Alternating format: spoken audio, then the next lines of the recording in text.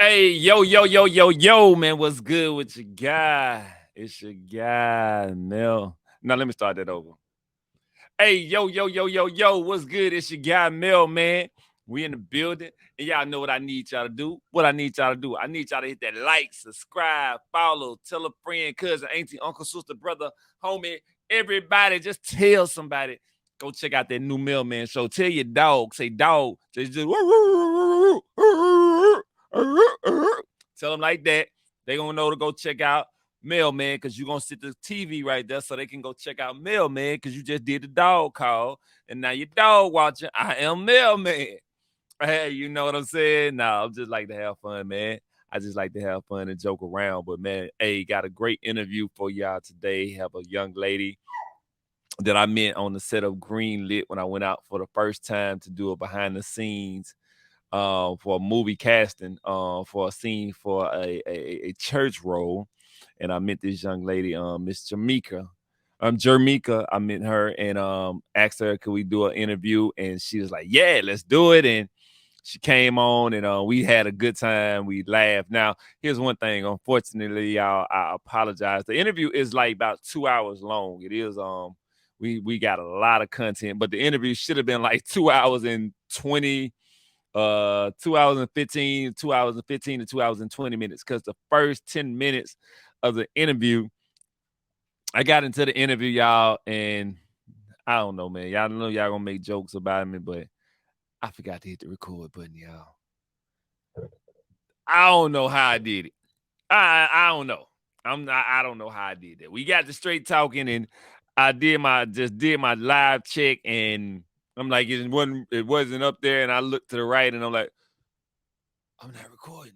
So about the first 10 minutes of the conversation, y'all didn't get recorded. But like I say, we still got 2 hours worth of content that did get recorded. So hopefully y'all enjoy the conversation. And then my internet did kind of go in and out, but Miss Jermeka is so professional. She just kept on talking even when my part went down. So y'all really won't hear. Y'all might see me drop down and then come back in, but she was still going because she stayed on topic with it. And so it was real dope. So without further ado, y'all check out this interview. I hope y'all enjoy.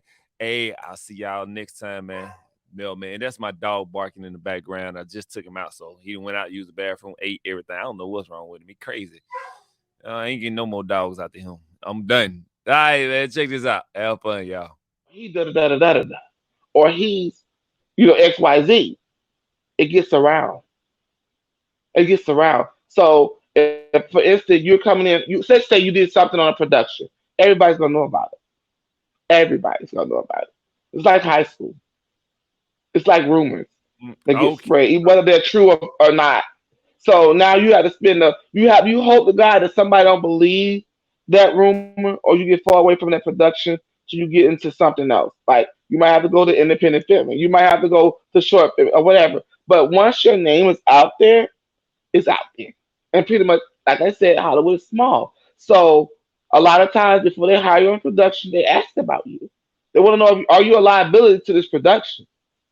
Can you possibly say something that can that can have the whole Hollywood looking at us crazy? So you do have that thing that boogeyman that's in the back for you. Trust and believe. So the best thing I tell everybody and all my film students is learn with your mouth quiet. Ask questions when you don't feel comfortable. But other than that, get your bag because So all of basically, somebody else's is not yours. the money is what dictates who get blacklisted. Yes, sir. If this person is the millionaire, then that person can dictate what this next person does. Hmm. 'Cause now he Because buddy all the between their friends. because all of the producers and directors are friends. You got to keep that in mind. If I'm a director, then I'm gonna make sure I'm friends with all of the other A-list directors. So if that director says, okay, well, Jamaica is so and so, they already know not to bring you on their production because Mm. they already got word of you that you're problematic or you may be whatever, or you might see something or say something that because that's how it was with me with Netflix, you know. And I told him, I said, listen, I got y'all by the neck if I was to speak and say certain things. I can Man, get an attorney too. okay, well, hold on Netflix. Uh-huh. Now, what happened with Netflix? Netflix was just like, if you like, even with the, let's just say with Twitch, there was a lot of things that was going on, even in the with the show, with the alleged the generous Ellen DeGeneres show. There was things that were going on backstage that we don't know about. There were things that were happening that we don't truly know all the details to.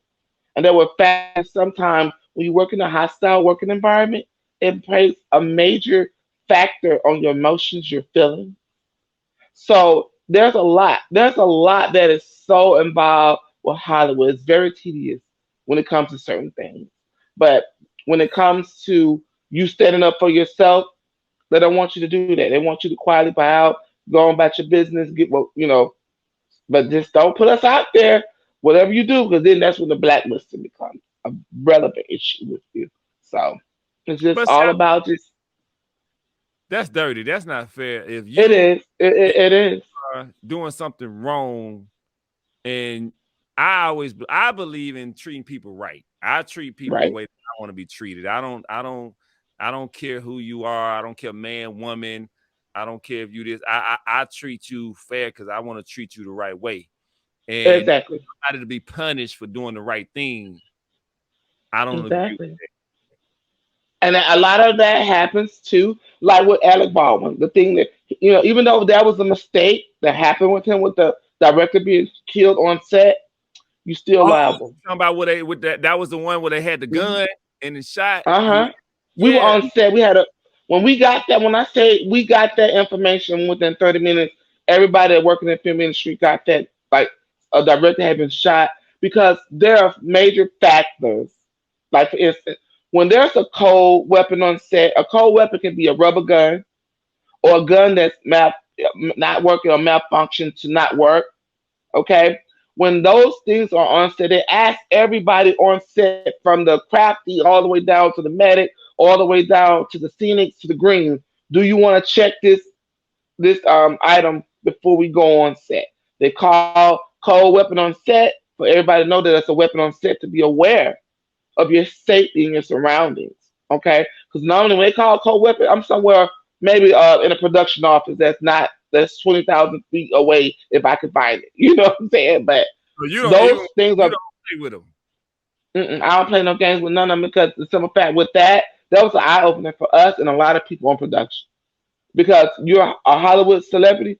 Now that he's been charged by New Mexico, Oh, they and charged him with that. allegedly charging him from what I looked at, and I say alleged because I have to protect my reputation. Allegedly, Yeah. from what I'm told, in New Mexico, they're trying to file charges against that because, and then it was his attitude too. That the afterwards, what I was told that was like not normal. Most persons, you very, sentimental Emotional. about what happened and Yeah. emotional, but it's like, oh, you have to take your accountability. You shot someone. Okay, so Regardless if somebody hands you the gun, you shot someone. yeah, that's what I'm about to ask you. I was just about to go there. So how is he really at fault? Okay, so let me just run this by you, and you can tell me if this would make him his fault. So, like you said, it's called a cold weapon on set. So Hmm. who I'm assuming y'all it's a third party that is dealing with the cold weapon that's gonna make Hmm. sure that everything is checked, and I'm sure it's probably second check and triple check before Alex Props, can get it. Okay, yeah, probably directors, exactly. Okay, producers, everybody check that weapon. That okay, that that the thing is, it goes through different protocols before it actually gets into the actor's head.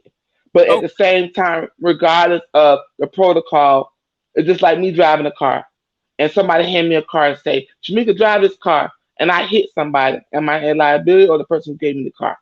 Who's liable for that? The person that gave me the car or the person that's driving the car? the person driving, but let's say you have an accident. Your accident is caused because the person that gave you the car had bad tires on it. Hmm. Would you I'll give still you an be example. You're still responsible because then you get out. You're supposed. The thing is, here's the little thing. Regardless if it had bad tires or not, I'm responsible for making sure that it's not. Because I told you that it's not bad tires, doesn't mean that it's not bad tires. Okay, I only know that it's not bad tires because I got out and I physically checked. I Mm, physically check. Just like when I'll give you an example, like when you rent a car, mm-hmm. and when you're renting a car, let's say you use example using a rental service. I'm not gonna get no Enterprise. free promotion today. Uh-huh. Okay, right. And once you receive that car, you sign off and say, okay, this car is good. And then you get down the road and you say, well, I didn't check the lights and I hit a car. Well, you were responsible for that. Unless it was a malfunction, you would have cut the lights on, they didn't come on, then you got to look at the person who gave you a car. But if you physically didn't check that car and you hit something or do something and it's something that could have prevented, because all you had to do was look in the chamber.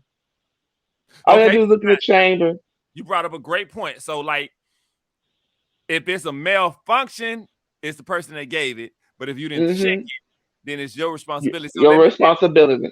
is it every time an actor, if you on set, if I'm an actor and I'm on set, I'm getting ready to shoot a gun scene.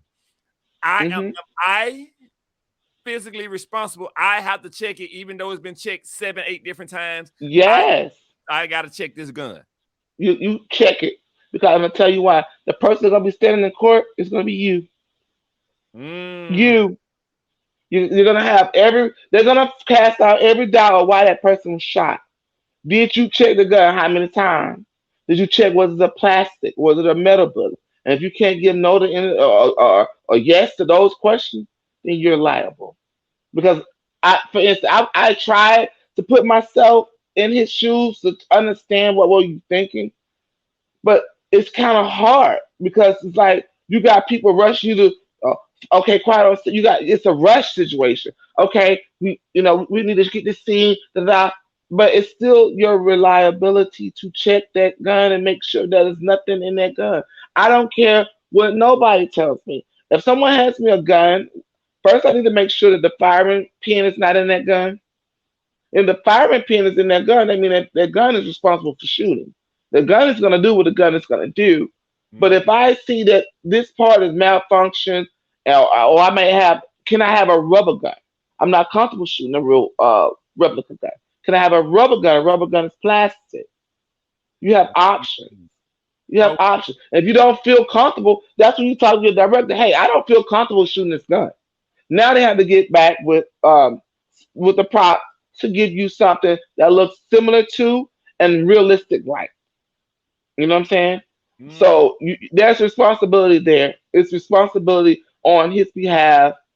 At the end of the day, it's still responsibility because you have to triple, and that's why now when they bring cold weapons on set, they make you check, check, check, check, check. It goes through different protocols. It goes through different hands before that gun is placed or weapon or whatever is being placed on set. Whether it pyrotechs, whether it be whatever, there's steps, there's protocols that go into place for that to protect everybody. Just like with the Brandon Lee, like when he was killed. oh, you talking about Jason Lee? That Jason? Yeah, yeah, Yeah. I remember Jason Lee years ago. yeah. And so he was that was true I because mean Bruce Lee. certain Bruce Lee, right? Bruce Lee, hmm Bruce Lee. when he was Okay. when he was killed on set with the gun. You know what I'm saying? So it's like you have to look at that and say, you know what, we can point fingers, but at the end of the day, it's the person that's driving the car, unless it's a malfunction. I'm sorry, malfunction. You are responsible. You're responsible, and that's how they're trying to look at it now. Because regardless of if it's fake or if it's however, you're responsible. You're responsible. So Oh man. So, okay. So how do they do these scenes that have all this like these army movies and action movies and bullets is going left to right? And if it's the that, South Department, there's VFX, there's different ways to make things look real. That's the point of having all these different departments to make it feel sound like oh it's real. man, these guys are good. You gotta be good. I didn't know it was I did That's not know that it was I did not know when you involved weapons that it got as detrimental in detail that it will be put back on the actor. I guess in my brain I had, hey, you might have had a firearm expert that was on scene and everything went that through. too. Okay, so they That too. okay. So I was thinking like, so you got this firearm expert that's on scene. He's checked everything. So everything has been given the go ahead and the clear. So when I get it, if something was to happen, I'm not liable for it because it went through everybody else, not knowing that the responsibility would still fall back on me. I'll And give you an example of what that is. Okay, let's call it stunt coordinator. The stunts. That's the stunts department. That's the one who makes sure that everything goes through smoothly, safely. The car falls where it needs to fall, doesn't hurt anybody on set. That's okay, called stunt coordinating, right? okay, Okay, you get that part. It's just like I'll put it like this. I'll give you an example. The safest person to make you safe is you. I that's a can't put the blame and say, well, mailman gave me these keys, and the only person that's responsible for your safety is you. that's a great way to put it. I agree with you on that one. I definitely agree with you on that. So that I hey, know that for a fact that didn't have nothing in it because I checked it, I checked it, I checked it. So now, am I being sabotaged? What is happening here? that makes a It's a great lot. point. It's a That, lot. It's a lot. It's a lot. you said a Okay. lot right there, though. You Yeah, said a lot. yeah, You have to take your it's a own lot. in your own hand to protect Yeah. yourself. First safety is your own safety. I Do agree you with you. trust yourself more? You trust somebody else more than you trust yourself, then that's a problem.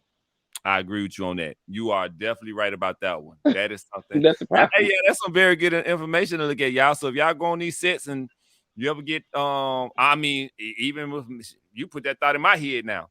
If I was because I plan on shooting my first movie. Now the first one I'm gonna shoot is gonna be a comedy, but Okay. as I grow, Congratulations. thank you. As I grow now, you put that thought in my head now. I mean, even though Hmm. I'm gonna make sure that everybody's on the set, but make sure my actors, hey, you need to check that. Don't take my word. Yes. Don't take his word. Yes. Yes. That's why the Everybody check their own. That's right. That's right. Your own safety, like I said, you're responsible for your own safety. I'm not gonna let anybody tell me that, oh, this is not. I'm gonna know for a fact that it's safe because I checked it. I checked that. And it's just like the go to say, like, you know, no one's responsible for your safety but you. You are responsible for your safety. If you don't feel comfortable, even as you come into making your own move, there are things. I even have my own insurance policy for the industry just in case That's something happens to me. Because there's a lot of moving parts that are on set. Okay, there's a lot of things that are happening. There are a lot of you can walk on set and step on a nail because construction and get that nail up, and you can step on that. You might have a gangrene in the foot, or be a diabetic, and you can lose that foot. So that's why when I'm on set, I call myself a set guardian because not only do I do COVID compliance, mm-hmm. I feel like I want you to come to set the same way you left. You arrived safe. I like I like that. I don't want to have to be the one or anybody else in our team to call and say, so and so happened, and it could have been something that could have been preventative, right? So Mm, like a lot of times we may be on stage. Like I worked in Atlanta Metro Studio for a while. It was doing a Marvel set, and I would go to the boss and say, "Hey, you guys watch your step because you guys are walking around in the dark. They just built the set 20 minutes ago, so that means that they're using guns, screw guns, right? Not mm. all the time those nails go where they're supposed to be. They're on the ground. They're screwed. And the last thing I need is for any of the BG's actors or anything like that to step on a set, a director to step on a set. Anybody. I don't want anybody hurt on a production.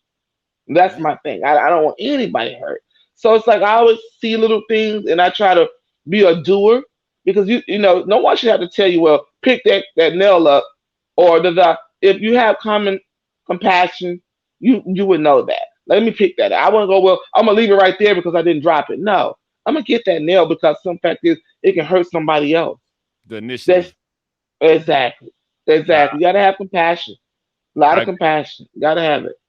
yeah, and listening to having this conversation, I'm enjoying this conversation with you because you are I guess in us out in the public world, we think it's just so easy. Grab a camera, No, shoot, and you just no, go. But no, listen no, no, to no. you break down like, nah, it ain't that simple like that. It's more than No, darling, no. You gotta have security. I'm gonna tell you a little bit about myself. My background as myself working. I do asset management. You got 50,000 camera pockets out there. You got to have somebody out there to protect it and watch it all night long. Because when you're on location, let's just say we're gonna shoot a scene at the Atlanta Coca-Cola, okay? Okay. And you got all of these big old. Let's just say you got a crane 50, uh, Okay. a techno crane 50. That machine by itself is like quarter million of dollars. Or you got a camera location stuff, you got department stuff that are out there that 50,000 to easily. But see, a lot of times people don't know what they're looking at. They don't know what it is, but I do. I know the cost of it because I know what it costs. Like camera, you have drones, you have all these type of things that are out there that they can't remove. You know what I mean? And they want to leave it there because moving it costs more money too. You got to have a team to come move it. Transportation. That's what transportation rolls in. Transportation brings the actual production from a stage to outside. You Mm. understand? So a lot of times when you're filming a movie, it's not just you filming a movie. You got to go to different houses. Your actors may have three different houses, so that means you got to go to three different locations. That means you got to bring all of your everything, your production. It's called a company move. A company move is when you bring the production to the location where you're filming. When you're done, you have a hard out. A hard out means if your contract says to be out at 11, you're out at 11 on the dot, premises clean, everything done, cigarette butts from a crew smoke cigarettes, da da da da da, making sure that everything inside that person's home is still there. Okay, you have to make sure that you receive that leave that property the same way you received it. So now when you Your say a hard tax, out, if I gotta be out at 11, so that means you I mean, hmm that's and you said that's including with cleaning, confirming stuff there. everything. Everything has to hmm be completed by 11.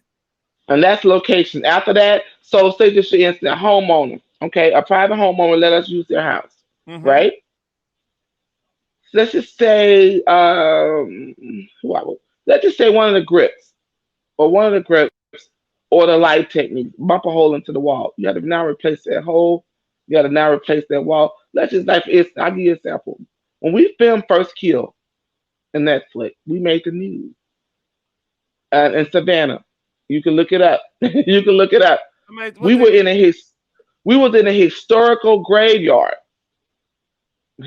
When you listen to the word historical Uh-oh. graveyard, and some of the things that they were filming broke some of those century old Oh, so markers.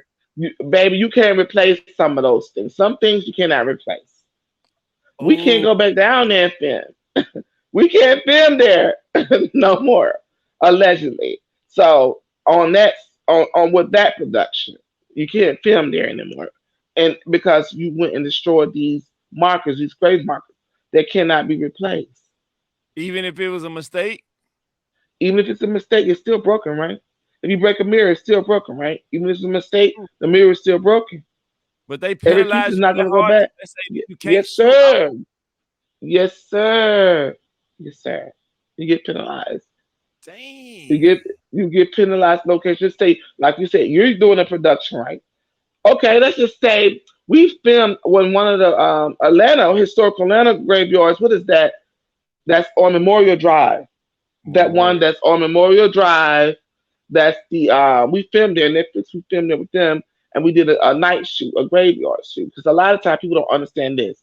When you work in horror or any type of film or scary movies or whatever, most of the horror takes place at what night? Yeah, Night. yeah. That's So right. that means that the overnight shoot, oh my God, are the worst because people are tired. It's easy to make a mistake. You're tired. You're out there, you're working in the dark. And don't let it be So the cold. most, don't let it be cold in. Now you got to get heaters out there for everybody, hand warmers.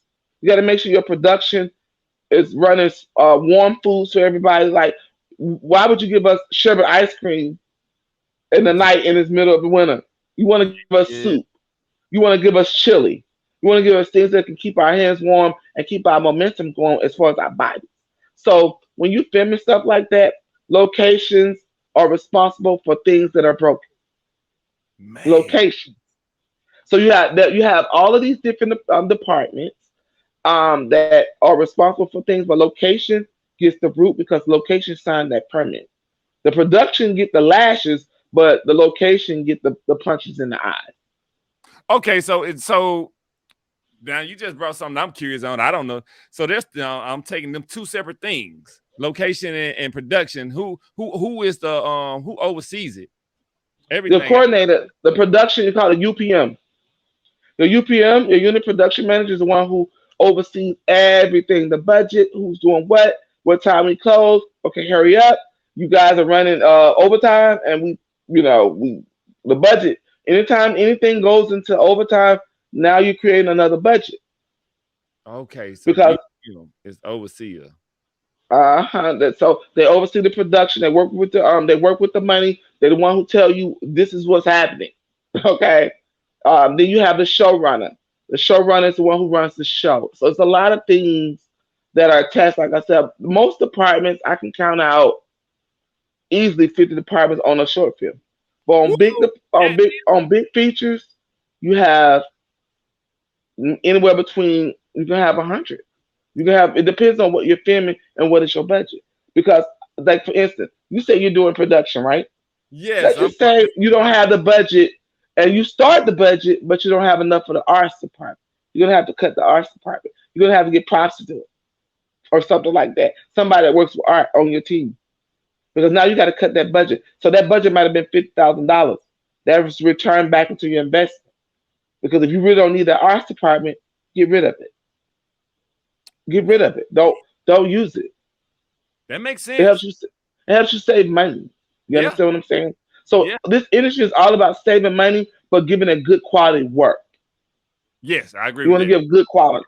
So it's just like if you don't need three wardrobe stylists and you only just need one, then that cuts that That's person is getting paid every day.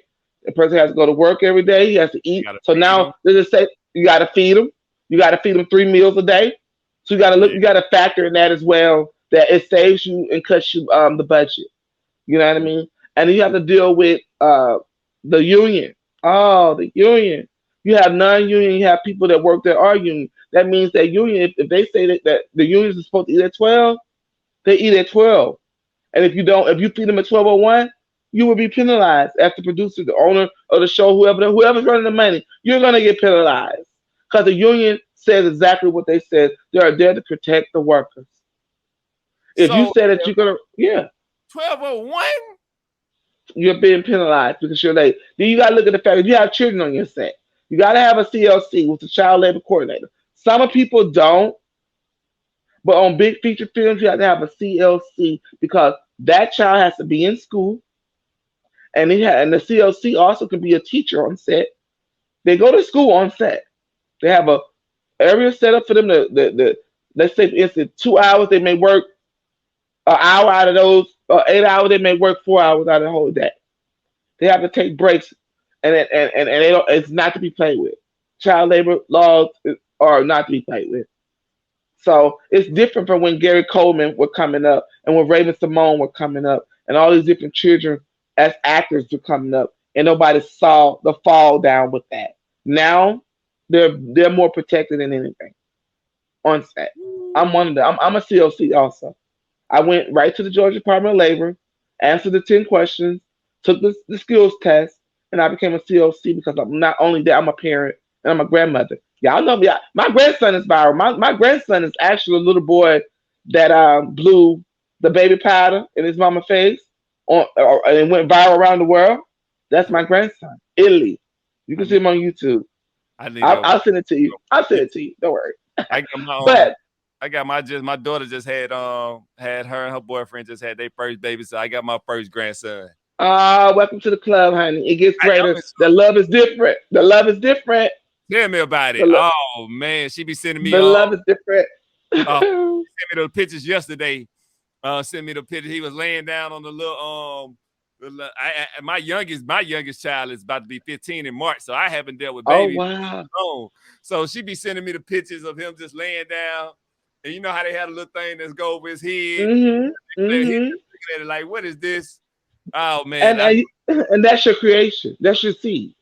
And yeah, it's phenomenal to see that's your second generation now. So it's yeah. phenomenal to see your actual creation of your life, your extended part of yourself. Yes. And Yeah. so, and that's the thing too. It's like I wanted to get my grandson into filming and all this stuff, but I know what comes with it. So Oh, with that being said, I just don't. I prefer him to just be a kid. Just let him be a kid I because like. it's a lot of tired work when it comes to that, and they expect a lot from these kids. But nowadays they got more assisted with being kids on set than they did before in the industry, where you see a lot of the child actors they turned out to kind of not be as successful as adults You know because what? you had a lot of I people understand. Why is playing on them. why don't they like if you got a child that's successful young, why can't they transition into the big screen and have a great career? Why does they career flop? It What flops because a lot of times when you're working with celebrity children or either just children and talent, they sometimes it's not about the child, it's about the parent. So child, because I've seen where children don't want to be on film, but you got the parents saying, "Oh, you're gonna do this film, it's for the family." So you put all of this on this child's put a plate, lot of pressure on them? a lot of pressure. They just want to be kids. They don't Mm, want to be in these high cameras on them. They're on set all day. They can't see their friends. They're going from one place to another. They can't get comfortable. They don't have a normal lifestyle. They don't mm. know who's really their friend. Am I your friend because I'm famous? Or am I your friend? I'll give you an example. One of my child actors, McKinney Grace, she's matter of fact, she played the little girl on Ghostbusters. I think it was Edith's granddaughter with the glasses. Her. Okay. Um, it was her birthday, and she's 16. And Mm. I saw that baby. I watched any child. I don't care who you are. I watched any child that's on set, and it was her birthday. It was 16 years old, and we had to have a party for her on set. You think that child want to be on set, having her birthday party, or she wanted to be with her friends? She want to be You with friends. have to make that exactly. You have to look at the fact that these are still children. They want to do. You're speeding them up to miss all of that. Prom night. I can't go to prom because I'm filming. So you have to factor in those thoughts when you're including children in your production. They got parents that take away that from their kids just so they can make Hmm. a dollar. Make a dollar. Make a Mm. dollar. Because Wow. once the child start working, they become employed. You are now an employed actor. So a lot of kids they have to go get permits from the Georgia Department of Labor in order for them to work because now you start paying taxes. You're a child taxpayer now. So it's like a lot of these times, these kids that go up, they resent what they had to go through to make it. Because if I need my child to make it in the industry, well, what am I doing as a parent?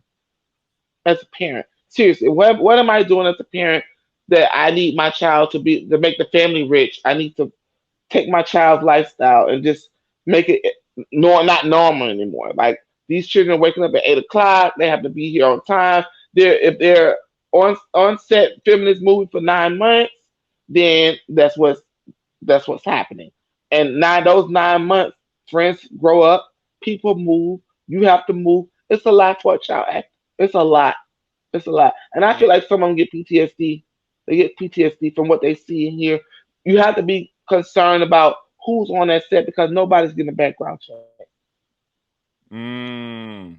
We just filmed a movie where we had to have a psychologist on set because the nature of the intimacy that was on that movie of a grown adult man having sex with a child, there were people that in their past have been molested, sexually assaulted. You have to factor in what is your crew looking at, what is happening. We have to keep the child so innocent to the fact that they don't even know there's an actual sex scene and they're being raped, or whatever the scene may be.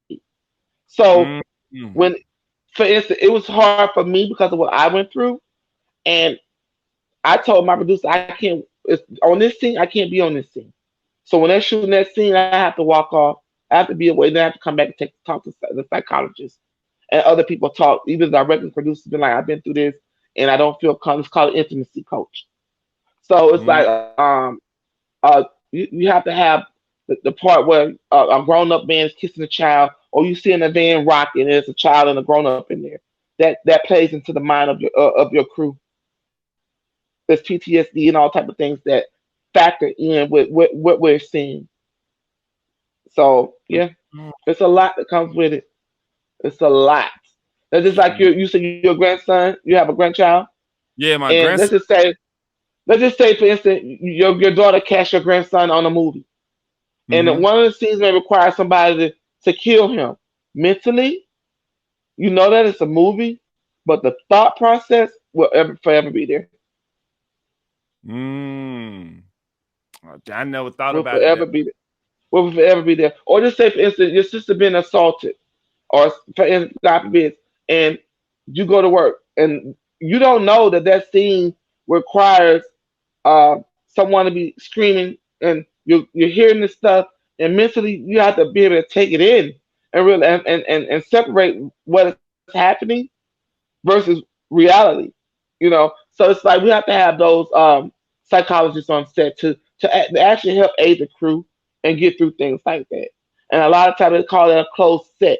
Closed set means nobody can see it on monitors, only the directors and the people that are performing the actor, the actual talent itself. So, as you say, you're gonna do your production, you're gonna do well with it, and you're gonna make your movie, and it's gonna be awesome. Um, when you let's just say if you factor somebody's losing their mom to cancer, but you got people that on your set that are working that have cancer, you have to also factor in emotions. How can this affect my crew? How can this affect me? Because constantly seeing the same scene of a child being raped or whatever it may be Mm. actually mentally disturbs a lot of people. I can understand that. I can, because that's one of my biggest things with my girls. When me and their mama separated, and Hmm. me and her was together for like the beginning all the way up until my last baby was born. And so Hmm. when me and her separated, I'm like, nah, my babies come with me.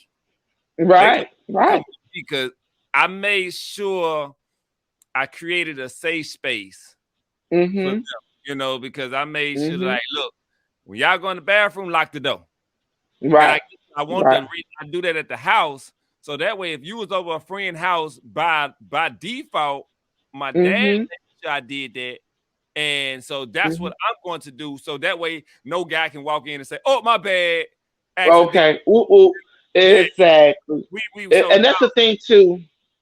That's the thing too that I tell a lot of people is even in this film industry thing, outside of filming, and we're totally off subject with it, and we're gonna come back. yeah, yeah, But yeah, validating your daughters prevent grooming. yeah, What do I mean by that? yeah. If Being a father, I know that my dad can give me anything or my mom can give me anything, you offer me a piece of candy is not gonna excite me. You saying that, oh, I could buy you some new shoes if you let me touch this or that. That's not going to excite me because my dad does that. Or my mom, see, that gives validation the strongest strength because sometimes I tell a lot of people, watch who's around your kids, even your homeboys. Watch what they say. Like, for instance, I had a one guy like, ooh, she going to be fine when she grow up. You're already watching a child. Your yeah, mindset is nowhere near a child. Your mindset is her being grown and you're sexually attracted to this child already because you're making that statement. That's yeah, where a CLC comes in at. Because when I'm on set and there's little girls in cheerleaders' dresses, uniforms, and all of these swimsuit scenes and da da da, and that's a crew and there's 200 people on there, and maybe out of 200, 139 are all men. These are yeah, it's called testosterone and all that other stuff, and you can smell estrogen in these young girls. You the stuff that you see is sickening. It's man. sickening. So Tell that's what the me. CLC. That's what the CLC plays their position is making sure these children are safe and their innocence is intact at all times. Yeah, I wouldn't let none At of my all kids. times. My kids can't act at no young age. I wouldn't even. My only way my grandson can act if he's acting in one of the movies, one of the comedies that we That you're act in. producing. Yeah, that's Exactly. the But only then way he. again, listen. But let me ask you this. Let's be real. Even though, are you going to run a background check on every crew that you hire? I Every probably person could. that's working with you? You probably couldn't run one, But you'll especially. know who on your set. But I'm gonna definitely know who around. Exactly. Let's put it this way. I know enough people that Right. that no, hey, that's mailman game. Hey, So, don't do it. you Don't do know, it. Don't you do it. that's how I'm gonna put it that way. So I and they with mailman being the boss and he can Don't afford do it. it, it's one of them things. Let's just keep whatever. Let's keep it cute. Let's keep it And copacetic. I gotta tell people, Right. man, look, bro, you got too many grown women out here in the world. Why are you looking at a kid? Hmm. You know what? That's so crazy because as you see, even with the actors, grown adult actors who've been on set, and they say, "Well, you have to get in the bed with the director." That's a real thing. That's You a said real thing. they And so go the get thing in that the bed with the director. they call it, you have to get in the bed with the director, meaning some of these people sleep their way to the top. Oh yeah, okay, I can see that. Then because that's in all the in A banking world. lot. Yeah, It's a lot. It's a lot. And I'm just not. I'm one of those people where people be like, "You're so just direct." I'm not trying to be your friend. I'm just here to make this movie and be done. I don't care about the parties. I only thing I want to attend is the rap party. The rap party is when we're filming the last day, the last scene, the last minute. Pack your stuff and go. All those let's meet and have drinks. Next thing you know, I'm on TMZ. It's a no. Get somebody else to do it. Get somebody else to do it. I'm sorry. Like no, I'm not. I'm not gonna be titled as you know. She's so and so and so. No, no, no, no, no, ma'am. No, ma'am. No, sir. It's a yes, sir. It's a no, sir for me. I'm very direct. Hey, I don't feel comfortable with something. I'm gonna let it be forcefully known. But it's a I don't think lot of that. there's no problem with a person saying, "Hey, I'm in an uncomfortable situation," and I would feel like as a human being, if a person saying and if they saying they in an uncomfortable situation and you know that it's an uncomfortable situation, Exactly. then why is it not a way? How can we fix this to make this right? Because it's about that money. Money rules everything around them. Their cream, not mine, not my dollar bill, y'all. Okay, but it's just for money rules a lot of plays a lot of factors. It also pushes like threats. It makes people feel uncomfortable or pressured. Or sometimes if that renters due tomorrow and that director said, "Hey, would you like to come over and have tea tonight?" You already know what's about to go down. I wouldn't even put myself as I'm gonna tell I you. wouldn't even put myself in that position A friend of to mine, make you feel comfortable. a Yeah, friend, a homegirl of mine told me years ago. She said, "Mel, you own a lot of businesses, and she said you the boss, so you can't be around certain people. It's gonna exactly, it's gonna be women that's gonna throw themselves at you, and if they work for you, exactly. you can't be in that situation because You cannot. they're trying to figure out a way to sue you. That's their Right? whole goal. They trying to whatever. You're a walking lick, and I listen You to are her, lit. and Hmm. that's what Hmm. people. Mm-mm. You work for Mm-mm. me? Get Nah, somebody else to do it. nah, baby. I Mm-mm. ain't coming to your And this house. say this ain't that, baby. Yeah, I'm not. Yeah. I'm not And gonna so come. that's it. That's it. Everything you're saying is correct because you should never put yourself in a position where somebody can come bite you on your butt. Yeah, Never. Because those 2 to 3 little minutes, 5, I don't know. But they those worth it. moments are not worth everything that you worked for. Nope, nope, It's not worth everything that you. It's not worth your characteristics. It's not worth your integrity. nope. It's not worth what you built. It's not. That's what. Look, you work for me. You got to go that way. If I'm a high level female, it's too many women out here that don't work for me that Mm-hmm. I can holler at, and I'll Mm-hmm. holler at no because, like you say, they're trying to speak their way to the top. And not only that, this is how you protect yourself. Not even just for women that you know. Non-disclosure. Get you a copy of that non Oh, that the that that, NDA. that disclosure. Whether it be a women that you know down the street, because somebody, like for instance, you could be having your phone on water name or whatever, and your phone is open. You go to the bathroom, take a urine. They think they took selfies. They done copy pasted friends. They took friends messages, and people can use the craziest things to Mm, set you up, especially when you're already up. They can use right. the simplest thing. Like for instance, I used to have concerns about doing a COVID test. If I'm Mm, swabbing your nose, is that not your DNA on the stick? Yeah, Is yeah, that it is. not your DNA on the stick? It is. Yeah, Okay. If I wanted to say, well, you did something to me, I can use that swab. That's your DNA. Sweetie. that's very true. That is If very. say, instance, they say, oh well, they cloning people. As long as I have your DNA, I can just give it to a lab. They can That's clone true. you. Nobody thinks, but I think like that. No, So no, that's no. why when I'm You're definitely right. and I literally think like that, and I feel like when I'm doing these COVID tests, I completely destroy the DNA by simply putting in alcohol, Mm. all of it, and then I destroy the box. Once the DNA goes together, the DNA no longer is DNA; it's just a bunch of mess now, Mm. suitable mess. That's it. So a lot of people have to understand with these COVID tests. What are y'all really doing with these tests? So I Mm. make sure when I swab my team that I am responsible for what happens with that DNA, because that is your DNA. I like that. That's Seriously. that's very conscious and mind thinking of the thinking. Hey, look, I'm making sure this don't fall into the wrong person's hands because it goes Mhm. back to what you were talking about earlier with the Mhm. blacklist. Somebody can get Mhm. that, and if they want to be Somebody get that. and now they think Exactly. and they cool. I'll give you an example. All right, I'm about to get a test you, mailman. Mm-hmm. Right, Mm-hmm. and I feel like I can get a come up off you. Mm-hmm. Right, and I'm one of your testing coordinators. Mm-hmm. And I could be like, "Ooh, I got a way to get him." All I need is your swab, your DNA from your nose, your Mm-hmm. swab kit. I can take that swab and it'll be there wherever I place it. So that's why I tell people do your COVID test or whatever when you're testing, even on production, if you ask me for your swab back, I have no problem with that because I don't have any reason to do anything with it. Here you go. Mm. There you go. After That's good. you, and so a lot of people don't think like that. People just think, oh, I want to get on the job, I want to die. Think about what can happen to you That's by true. simply giving your free DNA. And then next, they're going another mailman somewhere in California.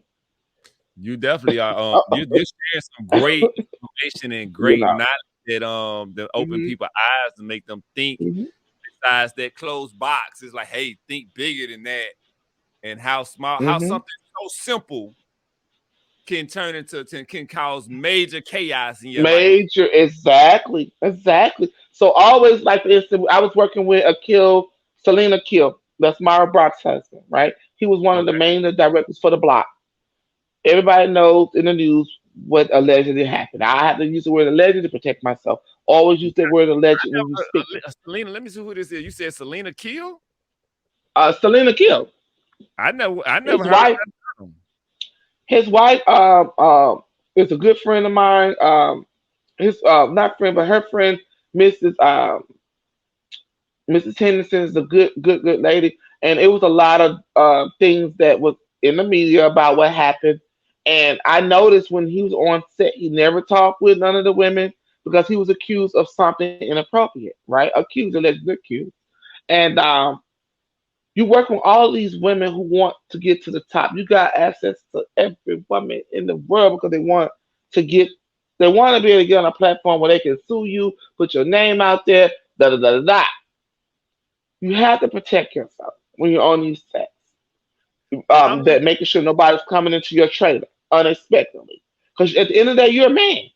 You're a man. You're a human. You're a man. And you got different women coming in there checking on you. Okay, that blah, blah, blah, blah, and you being a man, you're gonna have to eat that crow baby and just let it go down wherever it's going down. Just don't do it. Don't entertain it. Don't message anybody after hour. Protect yourself. Protect yourself at all mm, times. You know what I'm saying? Just do not give a person a reason to say, well, he did this to me. He said this to me. I heard him say this, and now next thing you know, he got a lawsuit against you, a you right. fraudulent one. You right. You So have to. always keep your head clear and be professional with your crew and your team at all times. And you're good to go. You're good to go. I get Especially, and I want to address the racism on set. that's a yeah. I got trust me. I got everything written. I got it right here because definitely. Let's go there. Let's talk Let's about. go. Let's talk about. It. Let's talk about. It. Now, my first uncomfortable moment was working on First Kill. You said And we first was I was kill, yeah, on first kill, first and kill. Okay. first kill, and that's the new movie that came out on Netflix. And they were actually in a construction area or whatever, and there Okay. was Confederate flag stuff that was actually visible. Okay. Um, and I'm looking like, and it's been here for a while. I guess it's okay, and it's supposed to be well. It's just a it's a Confederate, okay, bill that I have to go and buy it and look at it every day. And so I mentioned it to the UPM and everybody. I made it a big issue. Could have been Okay. blacklisted. I wouldn't have cared. But I made it an issue. So the next day they sent out this big email that I had corporate HR. When I say on it, they was like, "Oh my God, like this is let's address this immediately. This is a big concern." And I let them know, like, I'm not here for none of this right here. I don't care what a person. I can't come in and express how I feel. They can't either. So it was a big issue. That was, and then we had an area where it was a lynching station Okay. for my crew, and they came and got me, and it was like, Now well, what's this the is link to what say? a lynching station is when you get African American, you put a rope on their neck, and you lynch Oh, them. lynching. Okay, lynching. Okay. A Okay, I lynching station. got And you. so I'm from Mississippi. I do apologize. um, No, and so Mississippi. I'm from Mississippi, born and raised, Columbus.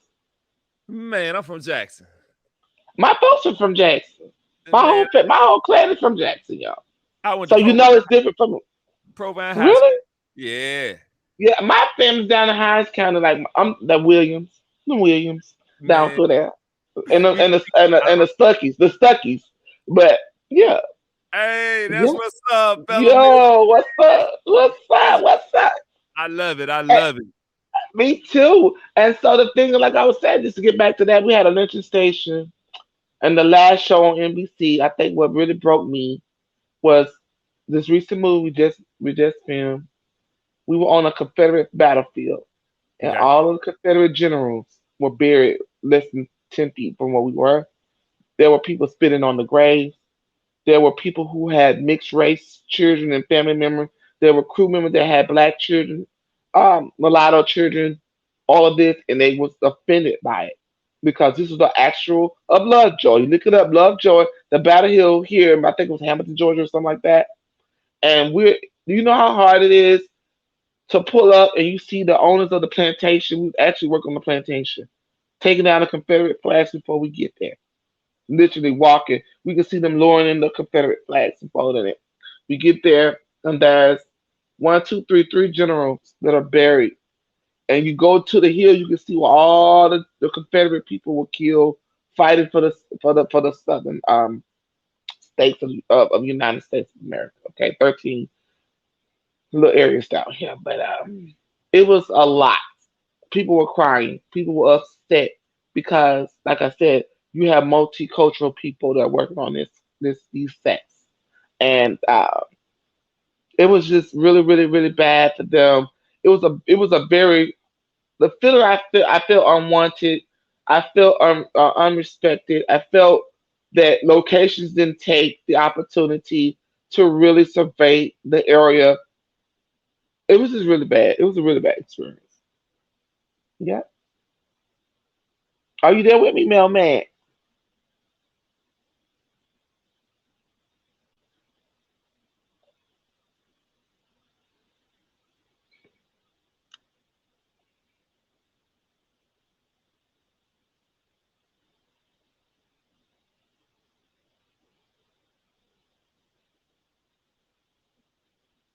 Hey, everybody. We'll give Mailman a moment to get himself on the line, back on the line. I hope I gave you guys enough opportunity to understand that working in the film industry is not for everybody, but understand that hard work is required. A lot of hard work is a lot of things that are required. So, with that being said, these are my personal experiences. These are not any things that are made up. These are my personal experiences, things that I've went through, witnessed, it, and learned while working in the film industry. So, this is your girl, Jermeka Tuggle, aka Showtime. Hey, Ken. so. Let My, that be. Yeah, I can hear you. I kept my going. I kept going. hey, cool. It shut out on my internet on this doggone rain. That's okay. Knocked That's out my okay. You'll see what happened. I kept going, friend. I kept going. no. Hey, I can tell that but this is the interview of somebody that knows that understand when difficulties happen. That Yes. we keep on That that keep kept on. going. So That's right. I love that. So I'm definitely gonna be able to see it. Now I do Yeah. want to ask you this. You was talking about equipment earlier, and this is something that I kind Mm-hmm. of I'm concerned on myself. How do y'all keep track? Like y'all are huge. Like I'm buying out my own equipment and cameras and stuff. How do y'all keep track? Hertz and rental. Hertz and rentals. See, one thing about you set them an account. And what you do, I always tell everybody, for my producers who are starting, directors who are starting out, go to Georgia Film Academy. Okay. On Georgia Film Academy, my love, there are things that are and resources that are available for you. Okay, meaning if you need to hire crew, there's a list for everything you need, from cameraman to crafty to CCOs, all the way to the directors, construction. It's called Georgia Film. It's free programming. Um, Go to them. They have rental information. They have a lot of the things that you need and resources that you need. Locations. They have houses that you can film in. They have all these things called a Georgia Film Academy. You can get certification yourself for CCO. So that means that you have COVID compliance, even though you're a producer or the executive producer or whatever, you still have a compliance. You know what is going on. You know what to expect, what you can and cannot have, what is SAG, what has changed. So there's a lot of resources for first time producers and directors and filmmakers. Lots of it. Lots of it. So Okay. as far as the rental equipment, you will see those rental agreements up there as well. Different places you can rent equipment from. Those resources are also available on that site. So how do y'all keep somebody from stealing? How do y'all do management? That's one of my biggest fears. Risk management, well, as I told you before earlier, Yeah. Like how do asset management. You get security. Your security stays out there. When you guys wrap for the day, let's just say you wrap at 6, it gets dark at 6, right? okay. You have security on at 24/7 on your set. Why? Because while you guys are filming in a location that may be across the street, somebody's over there dismantling the copper out of your generator that costed $100,000, and you Oh, rented it. And you rented it. So that's why you always get rentals insurance. I tell anybody that's a filmmaker, first time filmmaker, please, please get rentals insurance on any equipment that you're in. Because last night I learned that one of the camera lenses through the camera department, through the B cam, one of those lenses are $48,000. And the reason they carry the lens like they do, one hand on top, other hand on bottom, elbow to the left, elbow to the right, is because if somebody bump you, you got so secured on that lens that it won't fall out your hand. You would rather fall on the ground or whatever it is before you let that lens hit. so you said one on Because top, one bottom, and elbows. So that yeah, way they you always keep your hands like this when you carry the lens. One, if somebody bump you here, that you can do that. But that lens is in your hand. It's in your hand. It's literally in your hand. Because if you drop that $50,000 lens, just go ahead and get somebody else to do it. Because go onto your car and leave and exit. Because that box itself is probably about $250,000 if you got good lenses. And that lens may be 6 lenses in there. That's $250,000.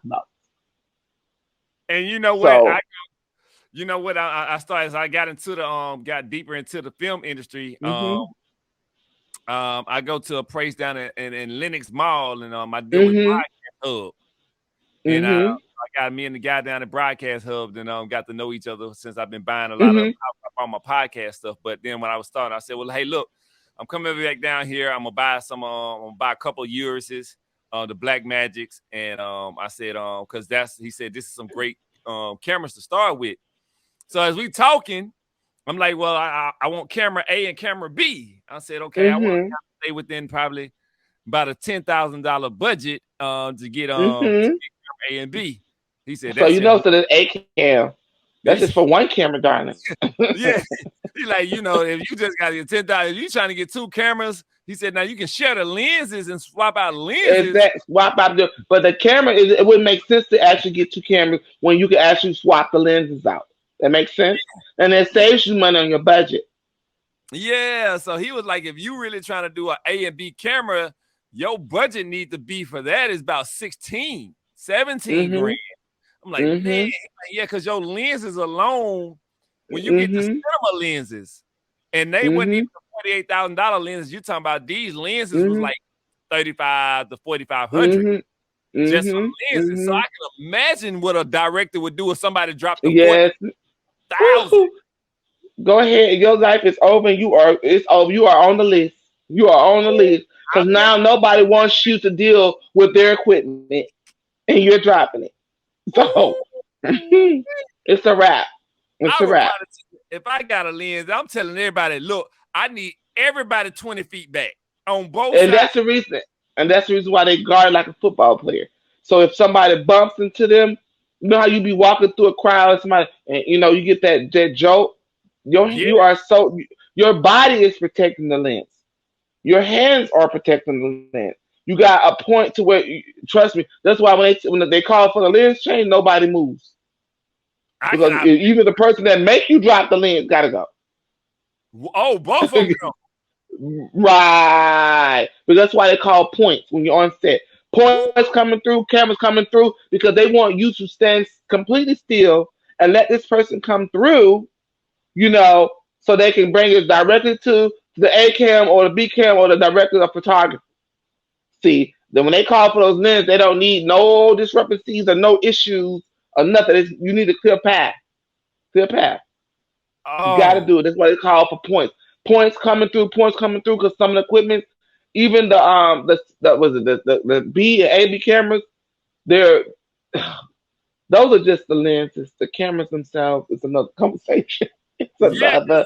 See, I was originally looking at, I was like when I came to the shoot with you when I met you at, and I was like, Hmm. my whole purpose when I came to the shoot was just I'm trying to learn. I need to learn to get this Right. experience. Let me see how this Right. works. Hmm. And I was looking around at y'all camera setups, and I'm just looking like, man, these are some amazing cameras in You here. didn't see everything. That's the thing. You I didn't. I You only seen one box. I can One box. imagine just looking, and I'm like, man, this here is amazing. And just looking at the systems that y'all have, I'm assuming Hmm. y'all must be shooting on Reds or Aria Alexa. Yes. Aria Lex is bigger than that. And then, like I said, with now with cinematography, bringing in drones. So now Oh, the drones are able to get into now that field by itself. Oh, that's the money making field. I heard That's because it. everybody can't operate Sounds. drones. Mm-mm. You got to go get a training from the state. Once you get that certification and whatever, you can do it then. But as far as just say you gonna get a drone and nah, because I just watched a drone fall out the sky and that drone was so expensive. It was like, up, that's a wrap. We're out for the night. That's it. Whatever you didn't get, you did. Hey, get somebody else to do it. But it was. I've learned a lot as far as when you say asset, protect your assets, no matter what it is that you're renting. Because, for instance, when you guys were on set with us, I was out there. Not only was I doing CCO, I was doing asset management as well. I was actually outside because in that area, you gotta know the area that you're in. You gotta make sure you don't put a damper in the location because other people want to use that location as well. And when you don't do that, you set up a major issue. Like for instance, they can't close the actual U-Haul truck, so all the equipment is open because you're running back and forth. And there was a homeless guy, and he was lurking. He didn't know I was in my car because my car is tinted, and he was lurking.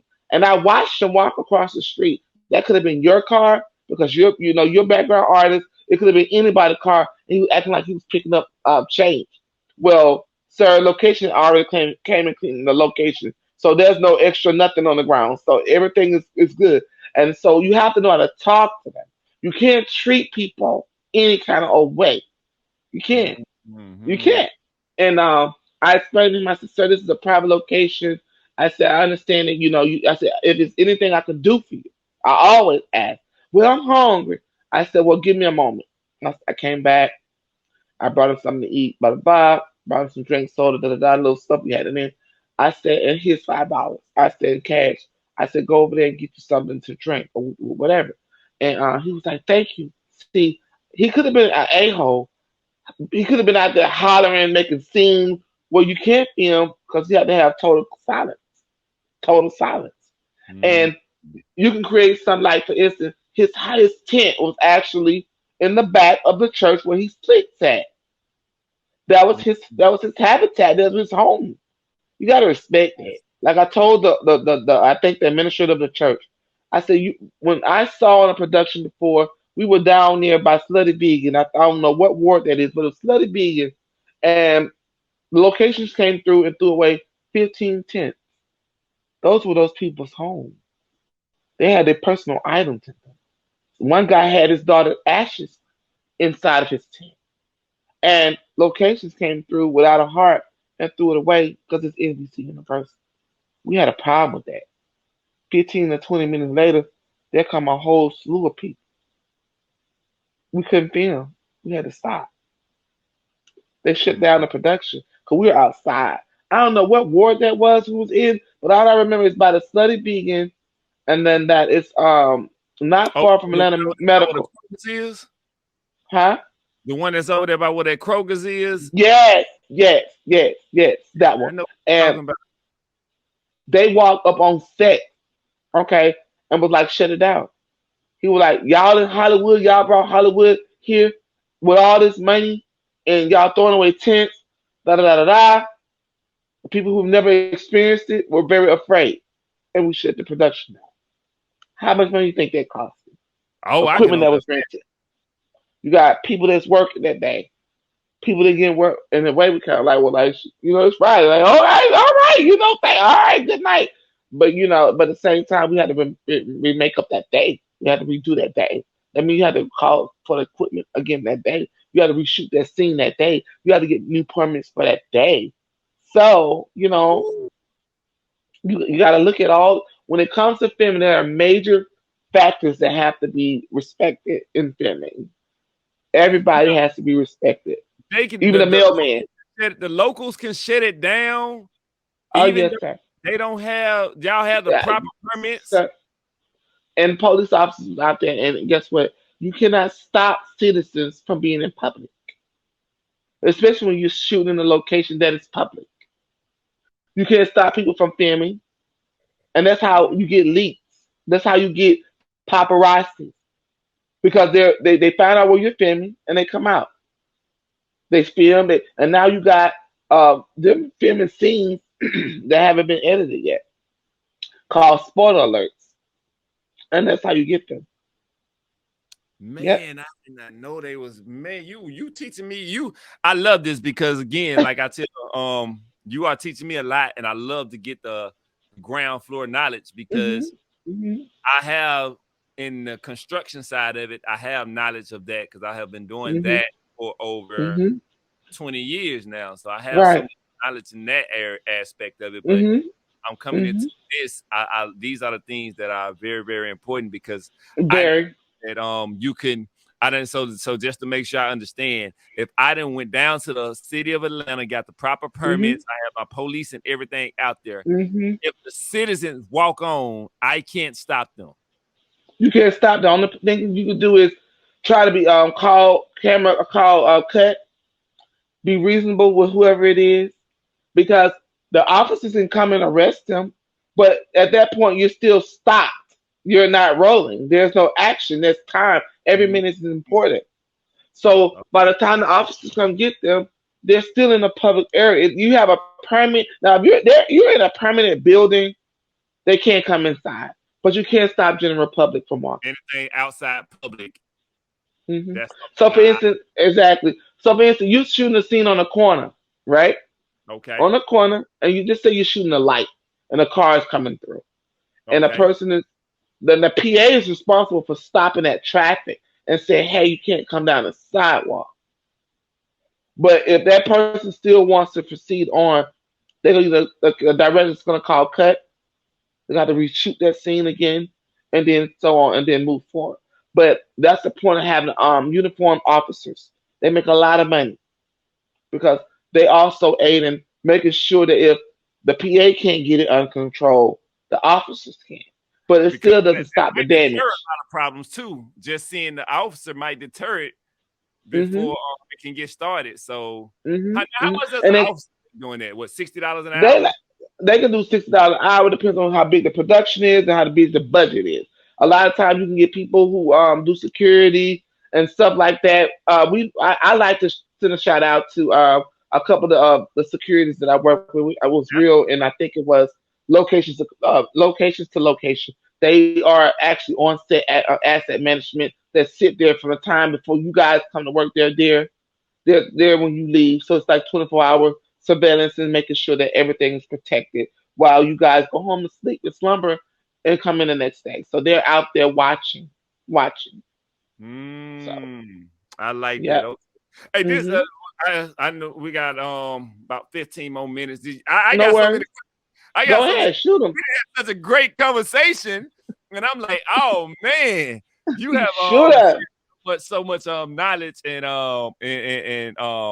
I'm kind of mad at myself in the beginning. I had Why? the first 10 minutes, I had forgot to hit record the first That's 10 minutes, okay. and That's so fine. I was like, oh, We but can we do it have again. yeah, we got We can so do it much. again. You are doing so much, giving out so much great knowledge Thank that you. this is going to help a lot of people. I know it's helping me. I don't care what nobody else Right. say. Um, it's gonna what the biggest thing for me is gonna help me save money because Mhm. now I'm already going in mentally prepared, Mhm. understanding. Okay, like the first film that we gonna shoot, just kind of we just gonna kind of wing it. I'm gonna Okay. use the budget is so small that Mhm. I have to just wing it. But as the company grows, Mhm. I'm able, and then not only this here, I'm looking to build a relationship with you and beyond this. So if this is, Yes. I'm definitely going to be getting out here. Hey, Green. You have put so much in my brain to where I'm looking at it differently. Like I'll be able to tell my team, like, hey, y'all, well, like just because we got permits, that don't mean that We can like we shut. can stop the person. Yeah. Even Mhm. if we can stop it, Yeah. like you said the cameras are still stopped. So how can we do something to work with them to where we don't want them to get out of jail in 24 hours and Right. they're hosting fuel and they right back on the set stopping Right back again. on set.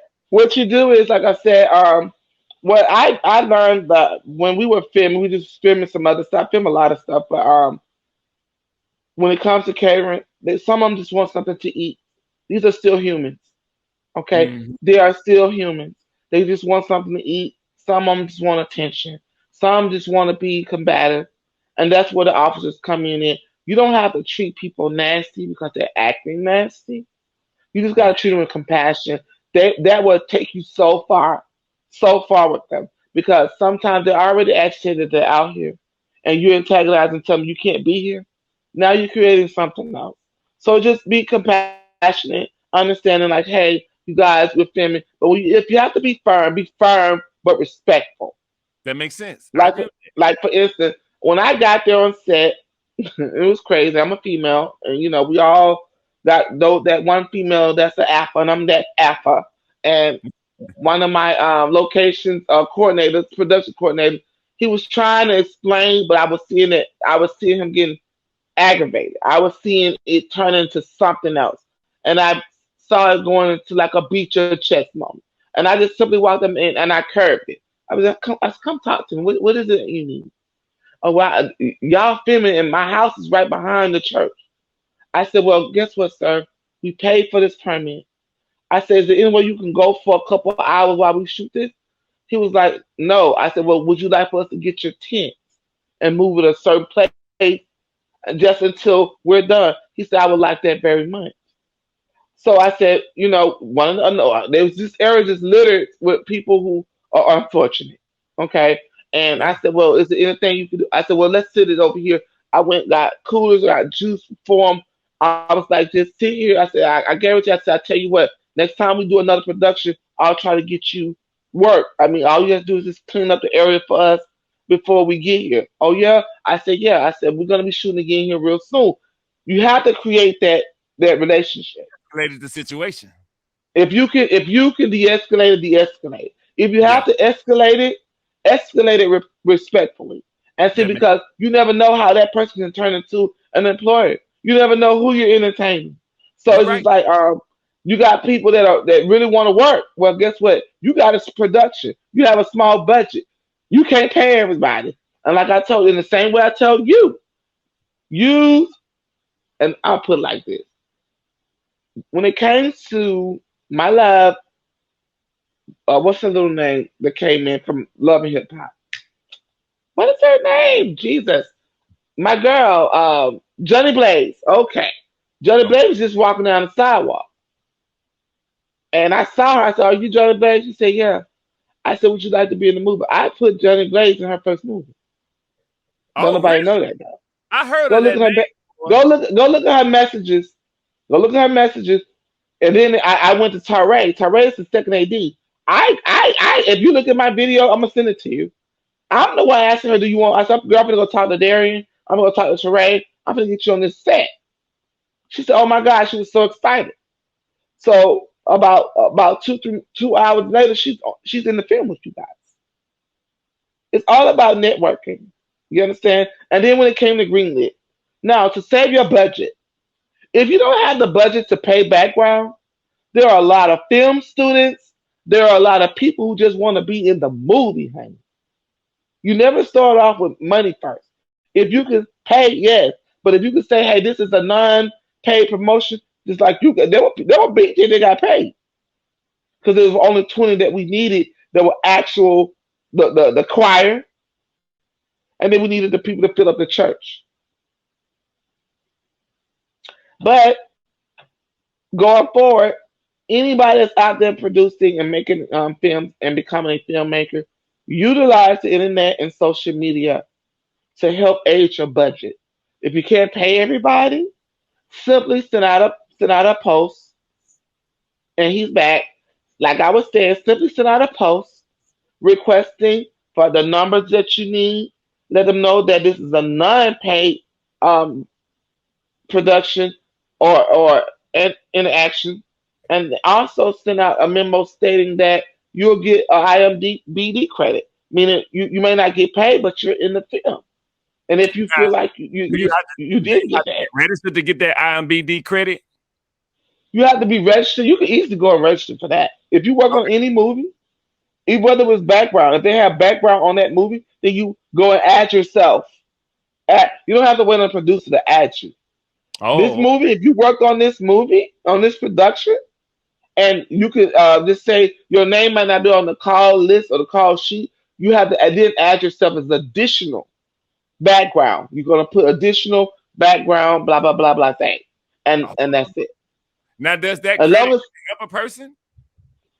our credit always helps your portfolio because now you can say I actually did work in the film industry, whether it was Oh, walk across the street or walk behind a scene or a feature in a scene. Meaning you had to actually go meet with costume and wardrobe, and they put you in a particular thing and they place you in a particular place. You know what I mm, mean? So mm, that makes you a feature because you're featuring specifically for this role. You know what I mean? gotcha. So anything that, like for me, I when I worked on Wild and Out, I did so many. I worked in Greenleaf with Tyler Perry, Oprah Winfrey. I worked on a Tyler Perry show, The Have and Have Nots. I just worked on different things, Paramount. I worked in Viacom. I worked in these areas, but I also did not realize that because I worked in them and I didn't put my name down to credit, I cheated my own portfolio. So, but as Mm. long as I got my call sheet and my name is on that, and even if your name is not on the call sheet, if you can still prove that you was in that movie, that's why I wrote down everybody's name. I remember because when we got there, you told everybody to sign, put your first and last name, and put Because your number. now I could turn this list back into Greenland and say, these were the people that was actually here. These were the people that actually came out and did so and so and so and so. And then Oh, you could either be like, well, right. Well, I did this movie. They need to reach out to the coordinator. Like, well, was so and so was Mail Mann on? Yes. Now you add it to your IMDb. Always, no matter what you're filming, if there's a film in it, there's a camera being rolling, get your IMDb. That is your portfolio. Build your own. You don't have to wait on the director or producer to do that. everybody, I can't. Everybody that watched this interview, I can't. Why she is giving me, I'm learning so much about it because I don't know nothing at all about. Yeah, So she is and giving us that information. It creates your budget, darling, because if you can't afford to pay everybody, you got to compensate them some type of way. And like I said, some people, like you ask for interns, production interns. That saves you money, right?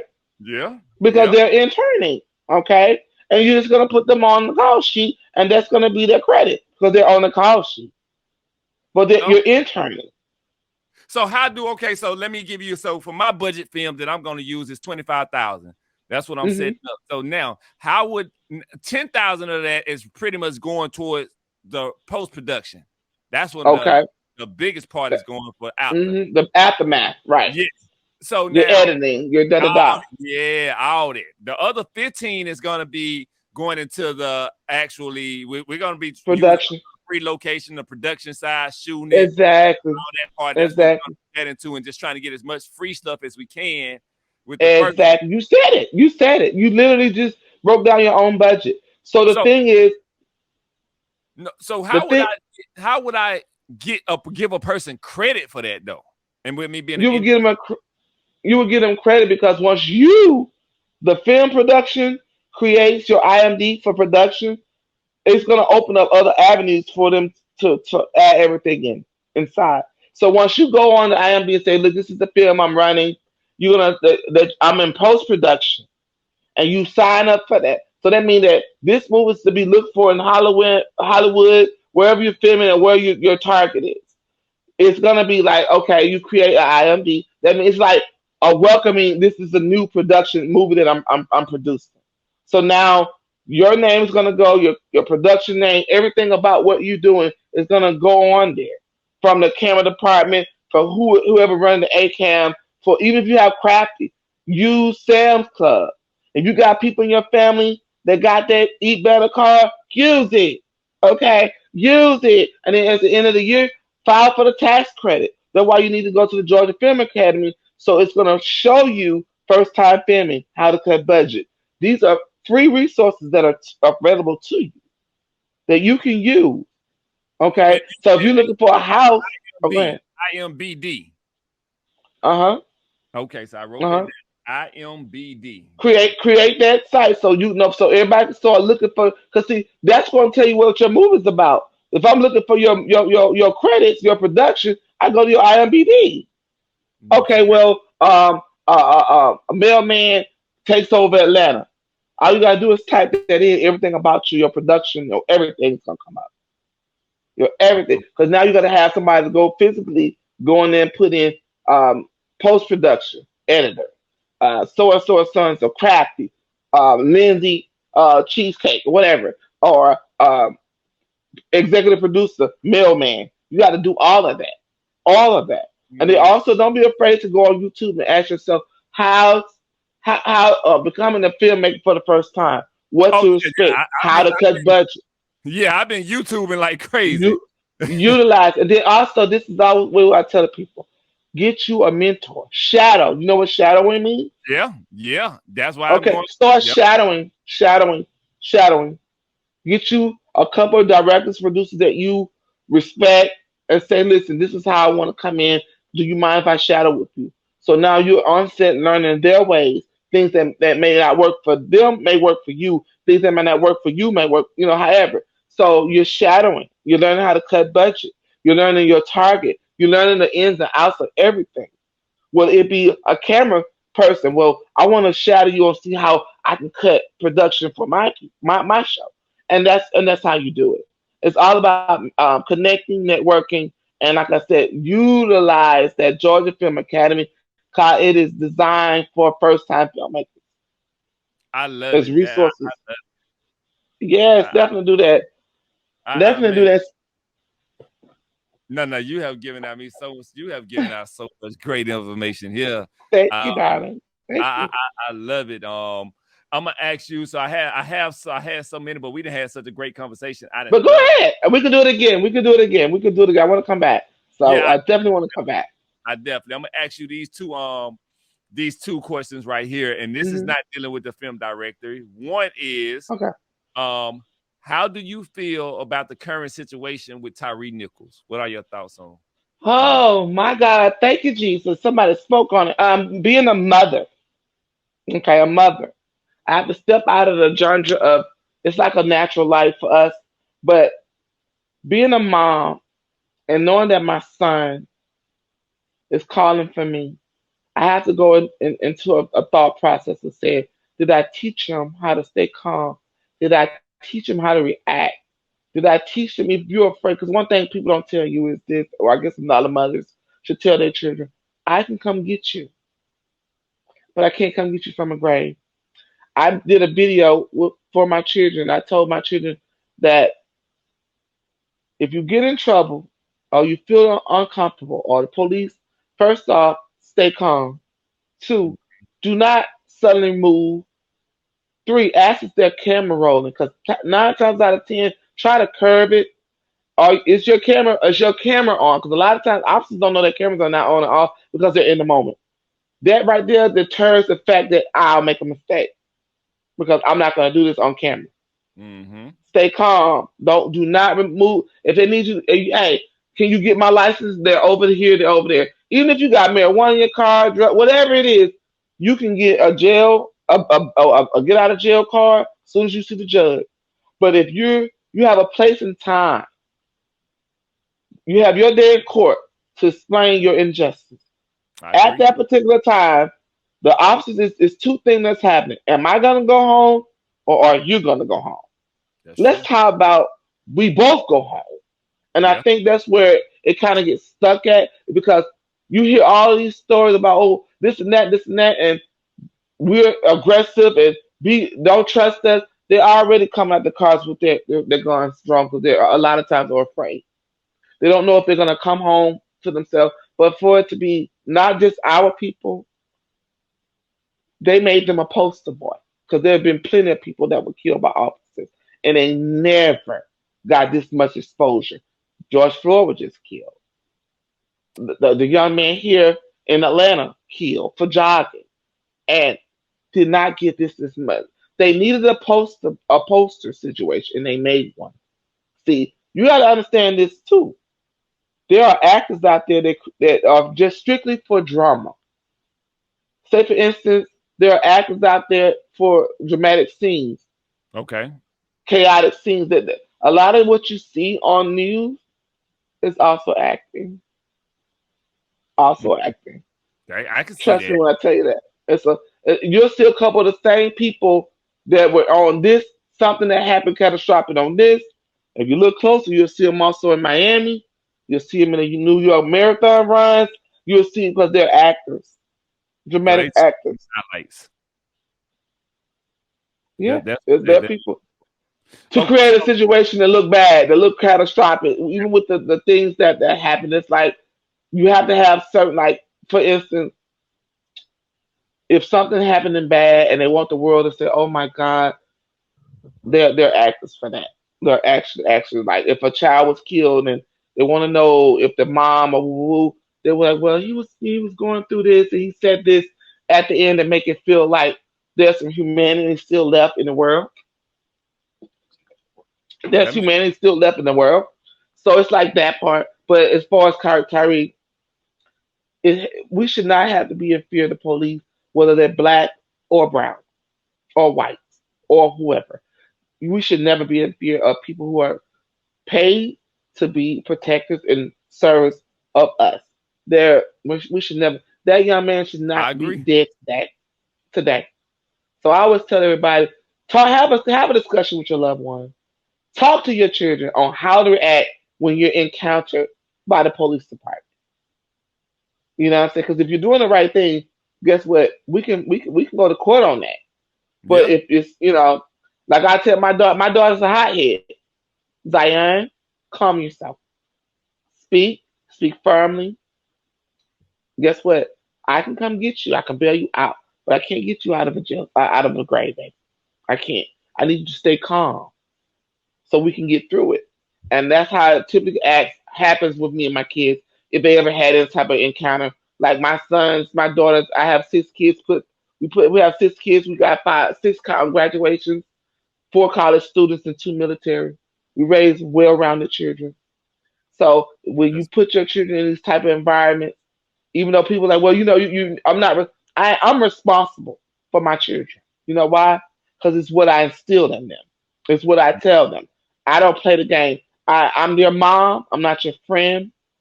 Don't ever lie to me. We have morals and ethics when it comes to humanity. Treat people the way that you want to be treated, and you'll be fine. You'll be fine. I agree with that. I definitely agree. Now let me ask you this. So just on that, you're right with the Tyree, and I don't know if you heard what Jason Whitlock said. Oh, Uh, I heard that about all single women or something. yeah, he was saying that I'm still trying to understand, but from what I got, he said it's the reason why this happened is because of single women, single moms No. is the reason for this. And I just did a podcast on that, Woo. and Woo. my Okay, here we go. my thing about the with him saying okay, me, I'm a person, I look at everything. Okay. And I looked at this situation and just talking about this particular situation. How do you blame a black woman for this situation here? And so you're trying to say, and I think I know where he was trying to go with it. I think he was trying to say, hey, if we had more fathers in the home and fathers would teach a man, they'll be used to this Irrelevant. and all this and all that. So I'm like, looking at this situation, how do you say a black woman caused everybody that was involved, from the victim to the guys that did it, was grown? The youngest Right. person that was in this situation was 24 years old. How Oh do wow. you say that this is the cause of a black woman? Okay. Every man How do out we? there was know right from wrong. I don't Hmm. even know how Jason Whitlock came up with that ideology. Let me answer this.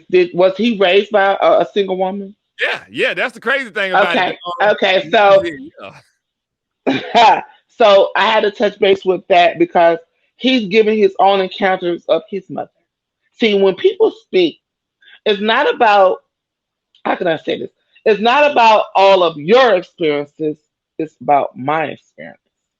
And when Mhm. he spoke ignorantly, he was speaking about his own mother. And maybe the things that he went through and experienced with his mother. Or maybe the things that he wished as a father could have been in his life. And he tries to use it as an accountability reason for what the action was. And it wasn't. There's not enough action in the world to take your feet and place it on a human. Or to run a man down and then still say, well, the color of my skin doesn't have nothing to do with it. Yes, it does, because he looks just like you. You didn't do enough for back. You don't know this man's background because you asked for his identification. You That is don't know very what this young man. This young man was to himself. He was not a problematic young man. There was nothing that could make him. And the thing is, he might have ran out of fear, not because he was doing something wrong, but out of fear of what he's seen these past couple of years and how the police interact with common citizens. now. Let When me to ask you play, something. yeah, go I ahead. want to interject right you on there what you said with that on the fear. And I looked at that when I was making my statement, because I'm gonna be releasing that Hmm. video tonight of the thing what I talked about on that. I looked Wow. at I Okay. said, okay, Jason, I said, okay, maybe you trying to say that if he had a father, he wouldn't have ran, or he would have went on here and laid down and complied. But when I Mm. looked at the video, when I watched the video, and I watched multiple videos, I don't see how you can't understand. I didn't first they said that he was swerving. I haven't seen that video if he was. I haven't I seen haven't it. seen it. Only video I seen was when the officer pulled up behind him and hit his lights. And once I seen the officer pull up, he hit his lights, he got out the car. The officer went up and he was aggressive automatically and told the guy, man, you gonna get popped. And then they snatched him out the car. Now, when they snatched him out Hmm. the car, they threw him on the ground. He was calm. He was, man, what's going on? What's the I would problem? be afraid. It's called fight or flight. Do you Yeah, so fight or do you run? he what choice? Because he didn't run until after they sprayed him in the face with the pepper spray. If Right. you watch the Right. video, To get loose, to get fresh air, to get away from the situation. It's called fight or flight. yeah. It's adrenaline that's in your body that tells you to get to safety. It's So common concept of life. A how do lot of you? people don't understand that. How do you fight that? It's the fact of the matter is everybody has an opinion until the facts are there. Um, this young man has every right to get away from something that is causing him harm. I agree. An infraction of justice. You already telling me I'm gonna be shot and killed. What would make you think I would want to stay there? I agree. I would want to get away. Secondly, you have to look at the fact of the matter that with Kyrie, when he died, whether him having a father or a mother does not contemplate the fact that he was hurt, he was being Beat. already beaten to like you can't. What does a father? What is it that what we would have learned that his father sent him to the store, and he did have a father in his life, and he did come from a two home. There are children that are dead that did still had a mother and a father in their lives because Yes. his father wasn't living in the home doesn't mean that he didn't have a father in his life or a That is father figure or somebody that could say, hey, look up to me because I'm a male. I can give you the right instructions on how to live in life and things like that. And anything like that. So what makes you think that because, hold on 1 second. What no. makes you think that because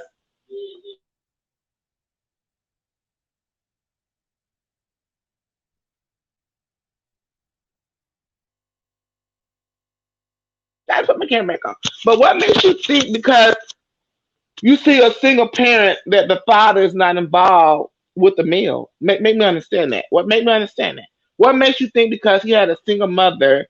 A single mother means she may not have been married. Doesn't mean that he doesn't have a father, right? Very true. That is true. That is So true. his the point that he made was in reference to his own mother, her character, because he's bitter about something other than the fact that the young man was laying on the ground deceased. Just Yeah. same way with Trayvon Martin. Yeah. Everybody try to make a reason. Mm-mm, I won't was work. not understanding. And like I said, I try to listen to everybody, and I listen to Hmm. I weigh the options on everything. But in this Hmm. particular situation, I just cannot see how he could try to figure out and, Right. and say, hey, that the reason he died is Because because he's a single his mama. mother. Like The what? most ignorant statement in the world that I've Only heard thing thus far. I heard a lady on Twitter say she made a statement. Only thing I can see him talking about, he must be talking about the five officers that did it to him. He must be talking about their mothers. Right. He's 'Cause- talking about himself. I would reference it to himself because even those fathers, the officers who did it, whether they were single mother, how do we know this to be true? What makes a single black mother responsible for the officers who Actions. killed this young man? Their Yeah. actions, their wrongdoing, their thought. You are trained to deal with the public. You are trained to know exactly how to deal with people. You are trained. It was Yeah. again. There is no excuse when we get to trying to point the fingers. At the end of the day, the fact remains the same. There's no excuse for a young man to be dead by the hands of the police officers, I Memphis agree. Police Department. I There's agree. no way anyone can make me understand why. It's Lord forbid if it's my child, I'm gonna be so global. I'm gonna get a Nobel Peace Prize because I'm gonna when I say rock the world, it's gonna be rock. But to have that type of situation happen and all you can do is point your finger to a black woman, give me that black card. I need it. I need that black card back Yeah, ASAP because I you don't look you when I say punched us in the face, you yeah. it was just like you saying Kanye's speech all over again. Oh, we responsible. You volunteered to be a second or whatever. It just doesn't make sense. And they chose a complete idiot to make that statement. Yeah, They chose a complete. I'm sorry. I just have to. I don't like the name call, good. I'm but with it say you because I know they chose a complete idiot because one thing I know and two things I know for sure. I'm responsible for my children because one, they never asked to come into this world. Let's talk about it. agree with that. Two, we always try to tell our children they're grown at 18, they gotta leave our house. Let's stop. Let's unnormalize black children have to leave the house at 18 because you're not grown. I agree Okay. with that too. Two, three. Let's look at the fact that because someone does something in society, we as black women, I raise my hand, are tired of being blamed for everything that goes on in the world that the world sees that it's not suitable or it's not ethical or moralized for black people to be a part of. I don't like the fact that I have to see a young man dead and his mother's crying and it's because that could be easily me. For two, you're giving us post traumatic syndrome because the simple fact of we're thinking that this can happen to me. What if that was my son? What if that you're putting us in a place, a headspace, and I don't think a lot of people are looking at it. That you're making us afraid of the officer. You're making the children afraid of the officer. So they're gonna run away because you're not giving us a good life to look at when it comes to police officers. The 20% of all good officers doesn't excuse the 80% of the bad. Nope. So it's just like you have to go back and do a different reform when it comes to the police justice and dealing with the public. And it's just you have to go take a real. And why does it take so many black mothers to cry before we can make it right for black young youth and black men and women in this country? I We are tired. It's a hard struggle. It's very hard. And I want to say this. Now, with them 5 officers, they're all lame and weak. I don't like it. Hmm. But I will say my thing is this. I worry more when I get pulled over by a black officer than a white one. My point exactly. You know why? I have had the experiences with black officers that was so grotesque. It was unbelievable. I have had some good interchanges with black officers. I will say that, but I got good responses also from some white officers. I've had all. It's just all of who you dealing with that day. So you can't wrap everybody in the same bowl and say this and that, but you have to deal with who you're dealing with that day. Yeah, What type of person am I dealing with you're today? right. Because I can't say my brother's a police officer, and he's an officer. Let's put it like that. When we come to the event, oh, there goes Eugene. Everybody stop doing what you're doing. The fun police is here.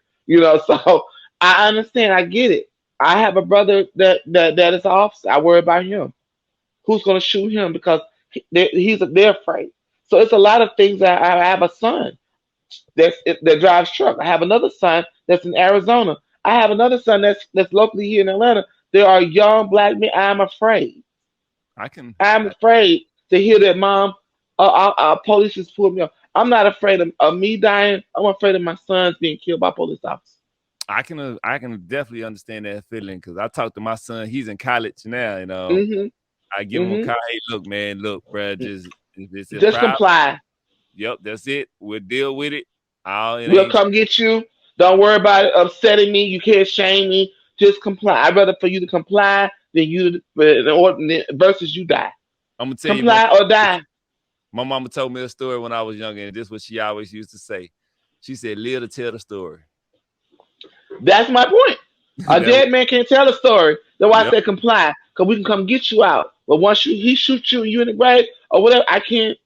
I'm left with what should I told my son? What could I have? Stop. Oh yeah. You have a right. You have a day in court. That's what people don't understand. You have a day in court to explain your rights and your wrongs, and you also have a court system if you feel like your rights have been violated.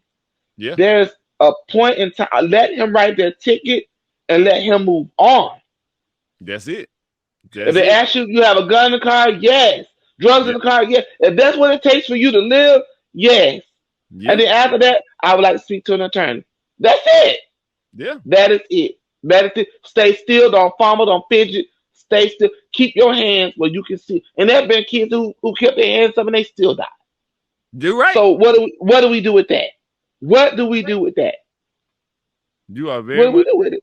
And it's crazy, but now I'm gonna tell you one thing two things about this case that I'm gonna say and wrap up on it is one. They saying it was 5 officers. It was really 7 officers that need to be Because if charged. the medics there, then they need to be charged. Yeah, it You was have an because oath. if you see them other 2 officers come in the video, they don't try Mhm. to stop, they don't try to halt anything. They're just walking back and forth. So Everybody needs to be charged because you are on the oath, sworn and protected to protect American citizens. They yep, all need to be charged. Not yep, one, all of them need to be charged. And if they don't, if not all, get the same charges, they need to get one for manslaughter because that right there, that man could still have been alive had you said stop. That's Four it. letters, four letters, four That's letters could have prevented that young man from being dead today. Stop. that's all it, that's all it And would neither one of them exercised that. that's all it would have took. And then the other thing I was gonna say is, ain't it amazing how all of us, these 5 black officers got charged. It wasn't no 6 months Quick, down the fast. line. It wasn't no investigation, no internal affairs. None of that. I'm gonna say it again. Postal. See, you gotta look at the agenda. What's really happening right now? Because they're pushing something greater. Whenever you see tragic like this, something greater is being pushed. You just can't see. So they need to throw that out there right now to distract us. But what is the bigger plan? What is really bigger happening right now? The thing that we don't look at, like, oh, okay, unfortunately, this young man died. We got 5 officers, blah. Now they want to look at how bad black people are. How really bad are we? Or would we kill our own? Well, y'all been killing us too, but there was never no investigation. They did this so quick, so Fast. quick. What is the real agenda? What is the real hidden agenda? And you have to question and motive. You have to question that. It's You something have behind to. it because It's, that's it's always something behind it. It always is. this happened on January the 7th. He died Mm-hmm. on January the 10th, and the Uh-huh. officers indicted. Charge. The charges was brought up like what 3-4 days later. But with a mind, it took them how long? How many tax dollars? How many? And how many tax dollars of I spent money? Okay, a whole year. But when it came, well, why can't these charges be done with other officers who commit the same crime? I agree with you, and that was my biggest point of bringing it up. Why this right here? What I do, Ben Crump, the attorney Ben Crump, made a very important statement. My dog, that's my dog. yeah, Ben Crump be on it. He said, I love this him. right here sets the foundation. Now, this is what every law enforcement is. This is the bar that is set now that we have. When you have video direct evidence, it shouldn't be taking 6 months to indict. A year to process and indict. Yeah, and with Ahmad, it took a long time, a very long time. You clearly seen what was happening. Not even with not just the officer, but just murder in general. When it's unhumanely, yeah, when it's unhumanely, it shouldn't take a year. It should take a year. And the saddest part about it is you got to look at the fact that the president of the U.S. How many presidents called parents or other black parents or other black children who killed? That's true. What is the real agenda? What is the real what? See, this is the postal. These are they are the example officers. You see, oh well, these officers they go right on to prison. That's more because every time you see about a prison, private prison, called taxpayers' money. They ready to either way it go, some kind of way we screwed. But when it comes to this right here, and to look at this and the way that we see it, and now you can't how they gonna be mad because they people did it and they did see it's just it's a lot it's a lot. I'm just saying it like this. It's a lot of hidden agendas to what is happening. Yeah, I can agree with that. I definitely, and my prayers go to that. To his, my condolences go out to his families too as well because it's really sad. What would you do as a parent? Man, as a parent, not as a person, not on the show, but as a parent. You said, what would I do? What do you feel? What do you, what do you feel at night when you look at your children? What type of protection can we give our own kids if we can't allow the police to protect us? Man, that is scary. It's scary because your options are few to none. Because as you would think as a parent, I utilize the resources of the police department to be able to provide aid and assistance when my child is in need. And if I'm not able to utilize them services that I'm being charged for, then what if I take the law in my hands, then y'all gonna penalize me for that too. Right. So there's no such thing as street justice. Street justice. So it's a catch-22. Yeah, you're damn if you do it, damn if I don't. Exactly. So I go back to like what you said, is as I take that initiative to talk with my kids, and I implement that into their head and how to deal with the situation in the proper manner.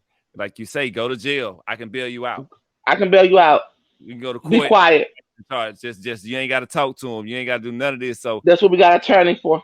that's what we have to teach our kids and show. Because as a parent, I mean, for me, is having I only have one son, but I got three daughters. So Mm-hmm.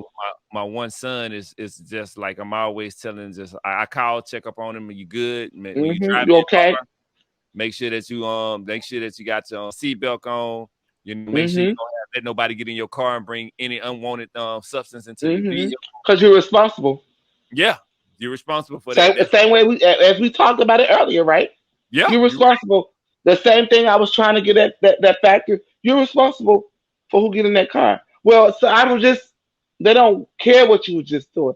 Yeah, You didn't see that's just like letting somebody drive your car with no insurance or license. yeah. Did you check the DMV before you gave them the key to see if their cars with the license? Because see now they give you the ticket too. If you let an unauthorized person without driver license drive your car, knowing that they don't have license, you get a ticket too. What? I I had to know. pay. I'm sorry, I had to pay one. Real story short, husband was driving, had suspended license, and my thing was, he's just gonna get a ticket. No, I got a ticket too. I had to go right on down there for allowing an authorized driver to drive my vehicle that is not on my insurance, knowingly not on my insurance, and cause the accident. I got the ticket too. Whoa! I So you didn't know. have to be, yeah, you have to be mindful of everything that you do. I got the Man, ticket too. That's called allowing, and I got points too. And that's for allowing. That's just like you give me mailman your car, and I say, hey, check this out. I'm just gonna run to the store real quick, and you mailman and check to see what my driver license valid. You're gonna get a ticket too, and it's gonna go against your insurance because now you allow authorized people to drive your vehicle, and now your insurance is gonna go up. oh, trust me, my daughter has definitely taught me about this insurance. Woo, Woo, child. don't even talk about no I know insurance, about it. Yeah, that's the thing. That's the thing, though. So it's bro. just But like now everything's about accountability. I That's agree. what people are scaling to realize in this world of 2023 is that when you're unaccountable for so many things, it makes you accountable because eventually you're gonna have to pay for it, or the front end, or either the back. Either way it go, it gets paid. I So agree. the thing is that I think that people should take away from everything that we do every day in our active daily living, which I call the ADL, is accountability. What I you are accountable for can tremendously affect your life. Tremendously. I can definitely see that. I agree with you on that. You have to have accountability and you have to do self awareness. And not only do you have to do self awareness, you got to do preventative maintenance because Exactly. um you can't let no, you can't like nobody. I don't. I roll by myself most of the time. I don't. I stay to myself. I'm a dolo. I'm a dolo too. I understand. You would never catch me. The thing is, I'm so worthy that I just can't give my worth to everybody. You I don't understand what blame I'm saying? It's like I'm so 100%. If I keep giving you 2% eventually I'm down to 88%. you. You understand what I'm saying? And And I that like and that and that and that 13% whatever or 12% can cost me greatly. Just me giving that 12% has cost me greatly. I So I love just treat people good. And be have compassion, empathy is what gets you through life. I love Everybody's not gonna like us. We're not gonna appease everybody. Everybody can't go where we're going. Everybody ain't friends, even though we call them family. Everybody that's blood ain't related.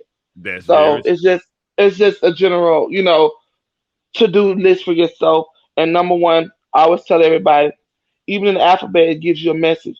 I coming for you, even in the alphabet, literally. I come for you. I like that. I like that. But, hey, So we gonna close this it's, out. That was great. The final thing I want to close out, since this is one of the yes, hottest sir. on the internet, I want to get your thoughts and your opinion because every time I go into a TikTok room, this is always the topic of conversation. So this is what I call What? bonus question.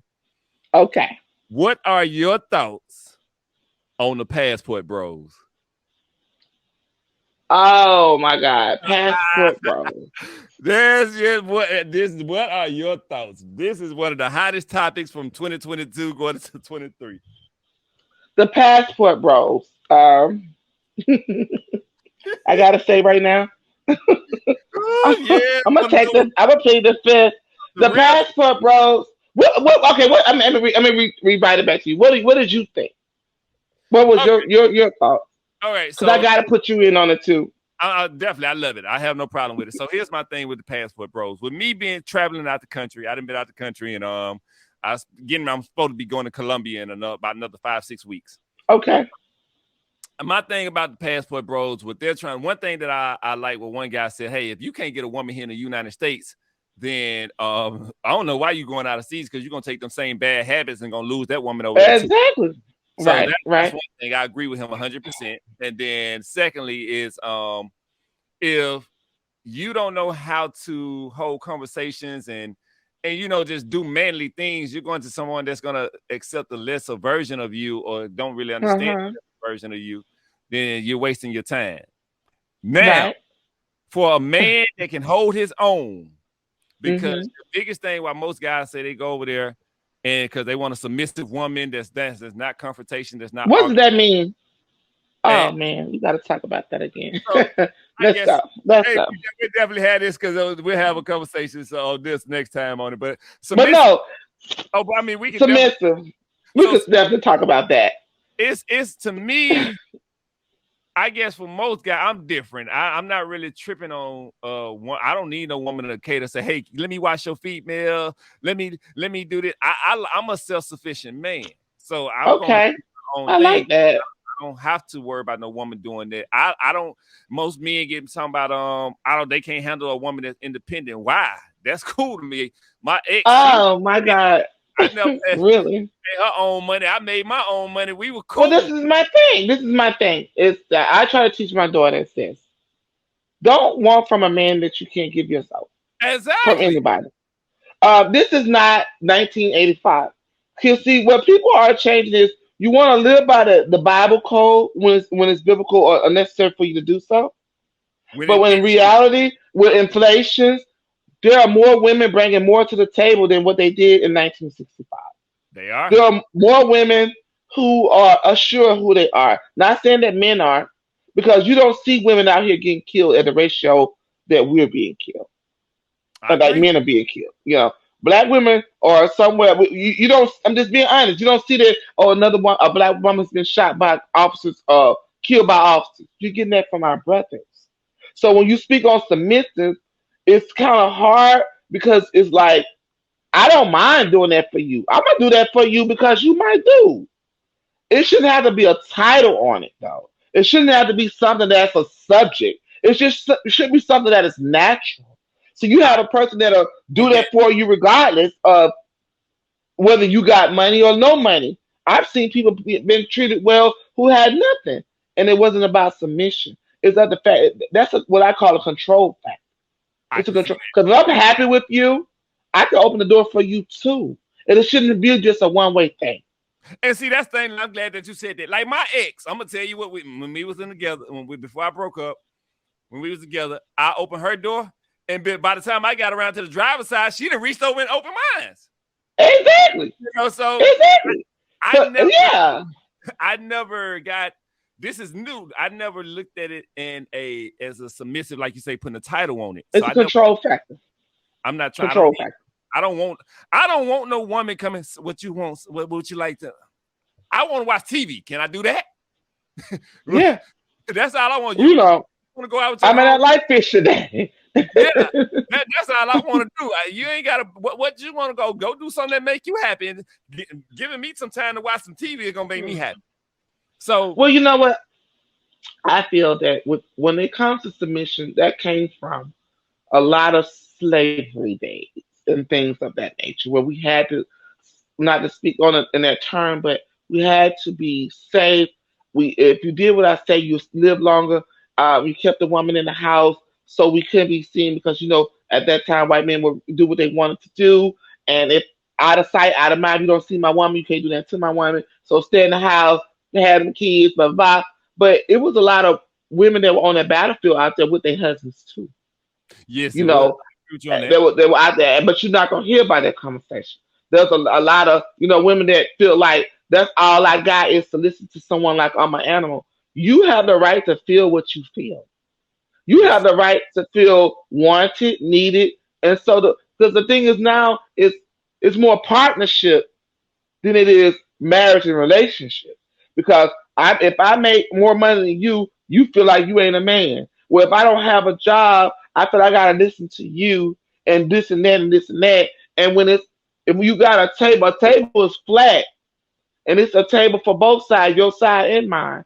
So I need to like when it comes to submission, let's throw that out the window because that word alone is It can just cause a lot of problems. it's outdated. It's outdated. We're not living in that term of where like I said, there are women who are making more money. There are men who are making less.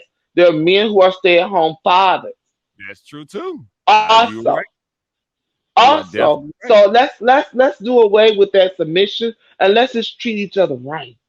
That's Let's very just true. be good to one another and to each other. And then there's no title involved.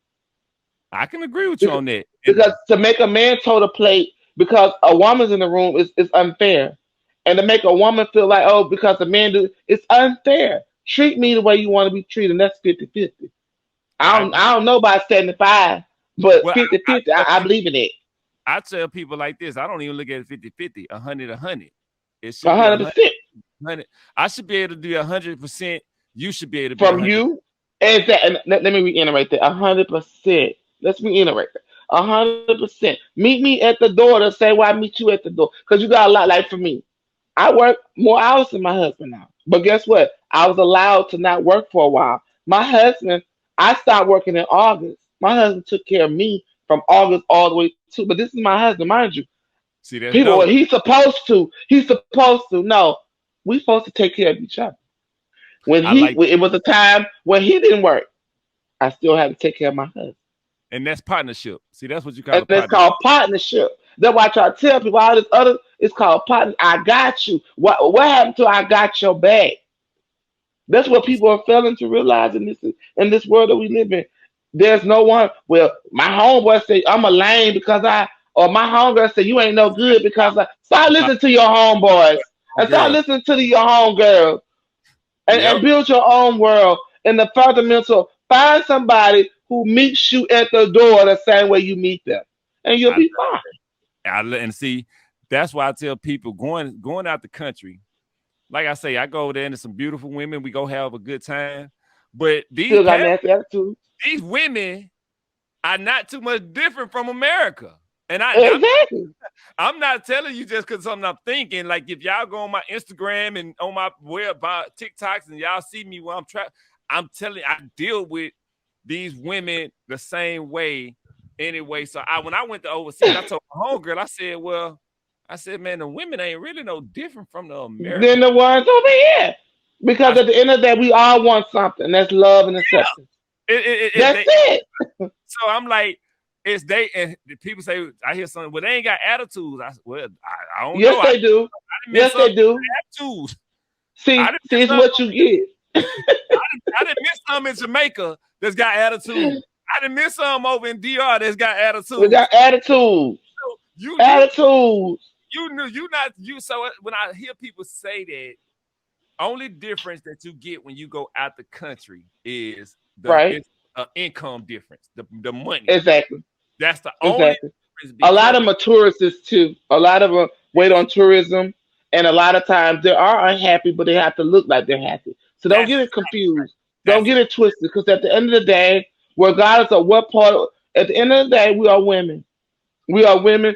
One day we may have a good day, but see, I would be nice and friendly too if I knew that you can change the way I'm living or you can change the way I feel, or take me from this place that I'm doing this. That let me tell you something about overseas women versus us. They said, "Well, you guys are spoiled in the United States of America. Y'all are not submissive. You have to be because over there, it's a different type of threat against women versus over it's here. See, over totally here, if you put your hands on me, you going to jail. Yep. Over Over there. there, you Nah. break your woman face and do whatever you do. Your one walking around ugly with black eyes, ain't no Yep. going to jail. Hey, So I there's was a gonna say, difference. There's a yep. difference. No protection. So No protect. they got to Yeah, they go into survival mode. exactly. I gotta be friendly until I get Yeah. over here to the United States, and then next thing you know, man, I brought her away from now she acting Americanized. She was just waiting to get over here, so she ain't got to act like that no more. Once she get, I'm not saying it for all women, but I talked to some women who stated that they really hate that men come from other countries to their place, and they have to treat them a different type of way because they're expected to be these type of women when they just want to be women. And that's the They want to biggest be. thing. Like I tell That's people, it. if you treat a woman like a woman, you won't have no problems. But At all. you can't be a man. And don't get. I'm not. I know when guys probably watch this. I'm not saying that some guys don't have problem with women. I'm not. Let me be He clear on not that. saying it. He I'm not not. saying it, y'all. I'm just telling y'all that what I have learned and noticed, and I have dated my ex. She had a great relationship, and Hmm. you go there and you treat a person with respect. Y'all gonna have a blast because A beautiful life. you can't be a man that and I know people gonna say, well, you and her ain't together. That was because I broke up with her. Not No, because it wasn't that you broke up. Your it levels weren't the same. The we had levels weren't the same. yeah, that we had to go separate ways. So Hmm. I tell people, don't go over the men, like God, don't go over here. If you can't treat her, and this is sum it up. If you can't treat a woman Hmm. right in America, then don't go over there because you don't them guys over there in them other countries, they will kill you for them Hmm. women. They will. They will. They will. Very much so. Very much so. Don't think that you can if you was hitting on a woman here and you say I'm gonna go over to Colombia or somewhere and I'm gonna be What able you to do do this. here, you can't do there. Hell You can't no. do there. You can't I'm do trying there. You can't do there. them And the streets thing over there. is so crazy to me is the men that are from other countries, and people think, well, they don't like black women. Take that lie out your head. Oh, they Take love that black. lie out your. Oh Lord, because they are not used to a woman being defiant and standing up. Sometimes a man don't want a submissive woman. You got to Nope. understand that too. They don't want a submissive woman. They want somebody that feels like they got a voice. They can speak up. I don't want nobody who don't know how to say "I" when something hurt me. I agree with that. I I agree. don't. If you, I don't want that. I'm sorry. If you don't like ketchup, say that. If you don't like a Pepsi, I like Coca Cola. Now I know what you like. I know how to impress what you like. I don't want you to say, well, if I'm drinking Sprite, you gotta drink Sprite too. No, if you don't like Sprite, darling, don't drink because now you're being fake. You're doing something that you don't like doing, and how can I trust that? I love it. You hit it right on the head. Like I'm with it. So when I see everybody in the conversation with the passport bros, and I hear guys say I'm going over here for this, and I'm like, bro, that what you thinking is not it's you only looking at it from the point of okay, you going over here.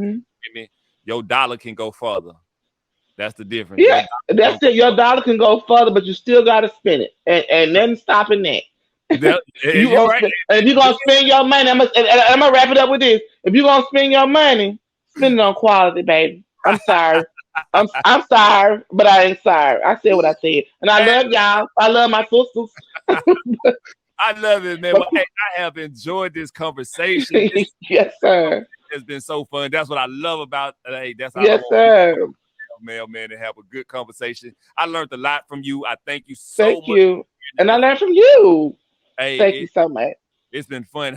If a person wants to get in contact with you, share all your contact information, how they can get in contact. Amen. Follow me on Instagram at She the True. That's SHUSHEDATRU.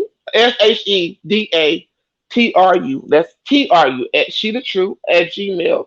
At Instagram. And on my Facebook it's just Jermeka Tuggle. You can find me there.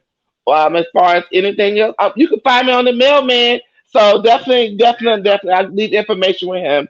So Yeah, I enjoyed this production and this show, man. I love it, and I look forward to seeing your work. I look forward to working with you to be exact. definitely gonna be So doing more. once you get started, we working. So let's work. Yeah, we definitely gonna be doing work because I'm looking out for more stuff that Greenlit got going on. Mhm. Doing Mhm. a lot of Mhm. different events. I seen they got a event coming up this Thursday that I'm trying to be a vendor at, and Mhm. As you should. Yeah, I'm trying to get them to. I'm waiting on somebody to respond back to my email for that. So we're definitely gonna be. You're gonna definitely Don't be. wait. Don't wait. You respond. Don't wait. Yeah. I You sent respond a second email already. If I don't see nothing, I'm gonna send them a third email and and keep it moving. until I can get in contact with them so we can get it going. So you're definitely right. So we're gonna definitely get y'all. We're gonna see more with Jermeka. It's gonna be more. Yes. It's I been love fun, mailman. lives and I Thank have a great conversation. So, hey, I can't wait to see more and as we continue to grow and prosper. Thank you so much for coming on the show. I Yes, really my brother. definitely, and we will be talking with you more. And Yes, send sir. me over your information because anybody y'all, I'm gonna put on my website, on my calendars. Okay. Everybody that I do Okay. information with, I put their information on the All right, cool. Copy that. Yep, I put it on the website. So y'all, it doesn't matter if y'all see this interview 2 weeks from now. We did this 2 months from now. Today is January the 29th. So it's gonna go. All you gotta do is go back to the January 29th of 2023. You'll be able to find it on the calendar on the website, pull up her name, and you can find out all her information right there on our website. Copy that. Hey, thank you so much, sweet. You have a Good night, great brother. all right. See you soon. Bye bye. Bye-bye. All right, y'all. We had Miss Jermeka here. She was in the building, and that was a great conversation, man. We end up going for over 2 hours. Really, it's saying 2 hours and 8 minutes. My internet acted up. This Wi-Fi, I gotta get. I see now when I be watching Kendra's show, and Kendra be saying her Wi-Fi be acting up. Man, this Wi-Fi is acting crazy. I'm trying to link it up to my landline. I'm gonna figure this out and get this landline Wi-Fi to a solid internet source because I cannot understand why it's not pulling it to my tablet. So I'm going to find out. Maybe it's what I'm using to connect the landline cord to the computer. I don't know, but I'm going to figure that out. But I had a great conversation with her. It was real fun, man. And we talked on some great conversation topics, and she reached out to me, and we did the conversation. So, hey, as always, man, we about to wrap it up because I'm about to go eat. I'm hungry now, so I'm about to go put some food in my belly, and this shit got Mail Mann. So, all my beautiful ladies out there in the world, I love y'all. If y'all want some of this chocolate, I got plenty of chocolate for y'all. Hey, I rocks with y'all, man. We gonna have a great time, man. Y'all stay up doing y'all thing. And all my hustlers out there, as always, man, get your paper. Make sure you're going out there getting your paper because don't no woman want no broke man. But as I always say, it ain't about the woman. It's about you because you as a man should not want to be broke. We about to get ready and get up out of here. It's your man, your guy, Mail Mann. I holla at you. Yeah.